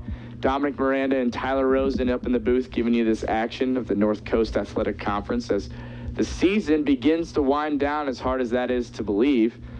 38-6, as I mentioned, DePauw in control of this one, and now I think we can start to look forward to next week, Tyler. It is Monon Bell Week, is the week that everybody looks forward to as soon as football season starts. It's finally here. It's kind of crazy. And, Dom, you kind of forget about it getting lost in, or not necessarily forget about it. You put it in the back of your mind getting lost in the middle of this game and talking about the season that was and could have been and this and that. But, hearing you mention the Monon Bell and the 125th game, the hair stands up on your neck. You get a little extra juice going, a little extra pep in your step. Looking ahead to next week, Wabash, they got a great team, a great program, and again this year they're going to be tough to beat. But, we always talk about it. You get to that game, the second weekend in November, throw everything out the window. Absolutely. It doesn't matter. It does not matter. And next week will be no different. The Tigers are going to looked to be playing spoiler, as Wabash, last we heard, was up 24 going into the half. It's most likely looking towards the Tigers ruining or spoiling a potential playoff and conference championship for the Wabash Little Giants. And I know these seniors, all of these players, coaches, fans, you and me, it'd be a great sight to see and just a great reward for all these players and their hard work this year. Yeah, there's no doubt about it. As Merkel completed a pass there on 1st down, it's going to be 2nd down and 7 as 5 minutes approach here in quarter number 4. It's going to be completed to Bosch there on the sideline. That's caught just shy of the 1st down marker, 3rd and 1. But Tyler, absolutely. I like to think of the Monon Bell game as the ultimate equalizer of a atmosphere and game, because you never know what's going to happen. Wabash will come in 8-1 or 9-1 or whatever, and we're going to come in probably 4-5. And that's okay because we can play spoiler. We want to win the Bell. We certainly don't want Wabash to win the conference. So there's a lot of motivation for us. And Wabash wants to win the conference, obviously. It's a big game no matter what the records are for both teams. As this one's going to be caught over the middle of the field by Ian Robertson, the senior receiver, as him and Merkel have found their connection in the second half of this one. It's going to be a gain of about 20, and that's going to be a 1st down for Kenyon. But yeah, it's something to look forward to, Tyler. No doubt about it. I'm very excited for the Monon Bell game, and a lot of things you can glean from this game that will give you some positivity and optimism heading into next week's matchup. Oh, for sure. And, before this week, you asked some people around campus, you asked, some people that have really been following this team, how they might think the Bell game goes. They're not necessarily, pessimistic about it, but, they don't know what to think. They think it might be good, it might be bad based on the way the offense has been playing, the secondary, all this and that. But, I think after today, when you go around asking people, and definitely these players, I think talking about the game, everyone's gonna be excited yet again, and rightfully so. I mean, for people who don't understand or who experience an environment similar to that week in and week out at bigger schools, it's the closest thing that you're going to get to a Division I-esque game and feel at this level. And what's really special about it is just the way that both campuses and communities, come together and really support each side. And just, the tradition around the whole week is something very special. And, getting to be a part of it for, last year, this year, as a player, as a broadcaster, whatever it may be, it's special. Merkel drops back to pass as Kenyon's still been slowly moving the ball this possession. Excuse me. And so that will bring up a second down as the clock winds below 3 now. But you mentioned it, Tyler. I mean, it is the closest thing to a Division I game. There's north of 12 to 15,000 people who are in attendance. Wabash seats more people, in fact, and so it'll be a rowdy atmosphere there. And Fox Sports Indiana will be broadcasting the game. I mean, it's a big deal in the state of Indiana. It's a big deal for these two teams. It's gone back 125 years. This is the 125th meeting this season, so a lot to look forward to as Merkel's going to complete that pass to Russell and get a first down first down there on that play. So it'll be first down and 10 from the DePauw 25 going in. There's 2:28 to go here, and this game ticks to a close. There's a lot of positives, Tyler. I think we just took care of business in this game. We didn't put too much pressure on ourselves, and we're all ready for next week. Yeah, and, it was a good thing because it's still, coming into a game like this, 3-5, kind of knowing how the game might turn out with the opponent you're playing, it's still very easy to look ahead to a game like next week and kind of get lost in it and forget about who you're playing today. And that didn't happen today. The Tigers knew they had a job to get done. They want to keep this season alive for at least a 500 record. They don't want to end up with a losing record. They wanted this for themselves and for these seniors, obviously. Today was their day. The ceremony is always great but to see them execute the way they have today after a rough 3-game stretch, it's been nice to see and fun to watch. There is nothing I could say more, Tyler. You put it perfectly there, no doubt about it. Merkel has had a tough day back there. 3-by-1 receiver set, and the senior back to his right. He's going to hoist it across the middle. This time it's going to be to his receivers, Baladas. And that's going to be a gain of about 6. The time is 1:23 now in this ball game, 38-6 Tigers. It's been all them. They're kind of letting Kenyon just methodically move the ball down the field here. It doesn't hurt them really that much as time continues to tick. Chase Andrews had a great game today. Andy Hunt showed up today on senior day. His career is one that will forever be remembered in DePauw history, especially because of that moment 2 years ago in the Bell game you alluded to. As this pass is complete out to Robertson, I'd love to see Robertson's final statistics because he's been piling them up here in the second half. Yeah, he's just those easy 10-yard outs and just keeps on padding it. Just finding the spots in the coverage, and yeah, now a Kenyon, I believe, offensive lineman is down on the ground right now. Just under a minute left. Yeah, you hate to see injuries in a game like this that's decided. I certainly hope Chandler is okay and Joe Zonka and whoever else got hurt today, whatever team. Late in the season in games that maybe don't have much meaning, especially in games like this, right? You don't want to see that. So hope all these players end up being okay. And going back to, when Zonka got hurt, he got up and started trying to get the sideline fired up and pounding his chest. I was asked earlier this week who I thought was probably the most colorful player on the team, and Joe Zonka was my choice right there. We've been on the bus with him, been around him a decent amount, and he is one character that, he keeps the locker room loose. He doesn't seem to be a person that takes things too seriously when they don't need to be. But, he's a competitor, and you see it in him, coming. Not a lot of people come off the ground fired up after they went down with an injury. So Joe Zonka, fun player to watch. Hopefully he'll be healthy enough for next week. I think he will, but, always fun to watch these guys get excited, can get lost in the fact of, meetings and practice and studying these plays and whatnot that, they're just college kids playing football. So it's fun to see them have a good time and really enjoying themselves out on the field. Yeah, that's absolutely right, Tyler. There's no doubt about it. I mean, football is a game. Let's not forget, it's a game. And the games are meant to have fun, especially at this level. Success is always welcomed and wanted and necessary in most cases. But, in a season like this, you see guys who are just enjoying it. They're 3-5, and they've come to a point where it's like, you know what, we're here. Let's play for each other. Let's make this, you get to a point in a season where maybe you realize you're not going to win conference or you're not going to be as good as you thought. But it's a pride thing at some point where it's like, okay, well, I'm not just going to go through the motions every day. Like, no matter what we're doing, I want to make sure my career ends on the right note, right? I want to make sure I at least lead and show these guys that it's okay. Like, yeah, we're having a cruddy year kind of right now, but it's okay. We're going to be fine, and we have a lot to play for still. So saw that today, Tyler, and I saw that out of our senior leaders. Happy that senior day went as it did. Yeah, couldn't ask for anything else. 38-6 lead. That might change here in the next few seconds. But, the Tigers, they played great today. A lot to look forward to for next week. And really the biggest game of the year. Now definitely for both teams. So it's just makes it that much better. The build-up, the game itself, all of it. It just makes it that much better.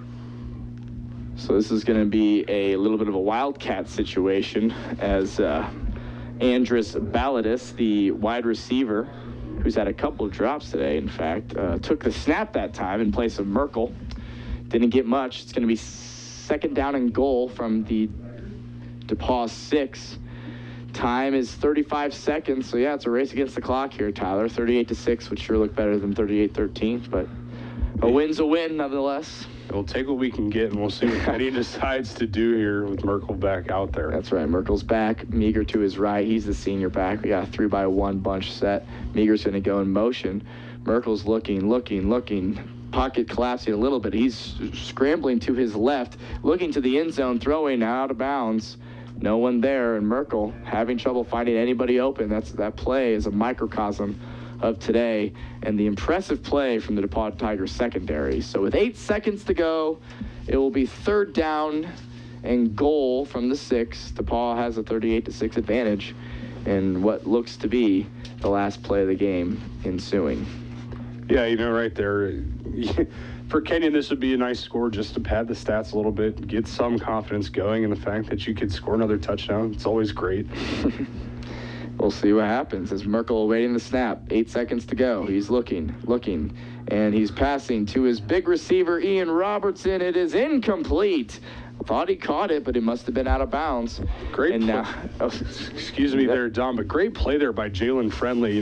Coming back off of injury. He doesn't get a tremendous amount of playing time, but when he gets in, he makes it count. Great coverage there to force the receiver out of bounds. 2 seconds. Fourth down. 38-6 in favor of the Tigers. We got Merkel and we got Meager. The two M&Ms back there in the backfield with some receivers on the outside. Merkel throws it. It's incomplete, and that's going to be the ball game. The DePauw Tigers emerge victorious 38-6 in this North Coast Athletic Conference battle.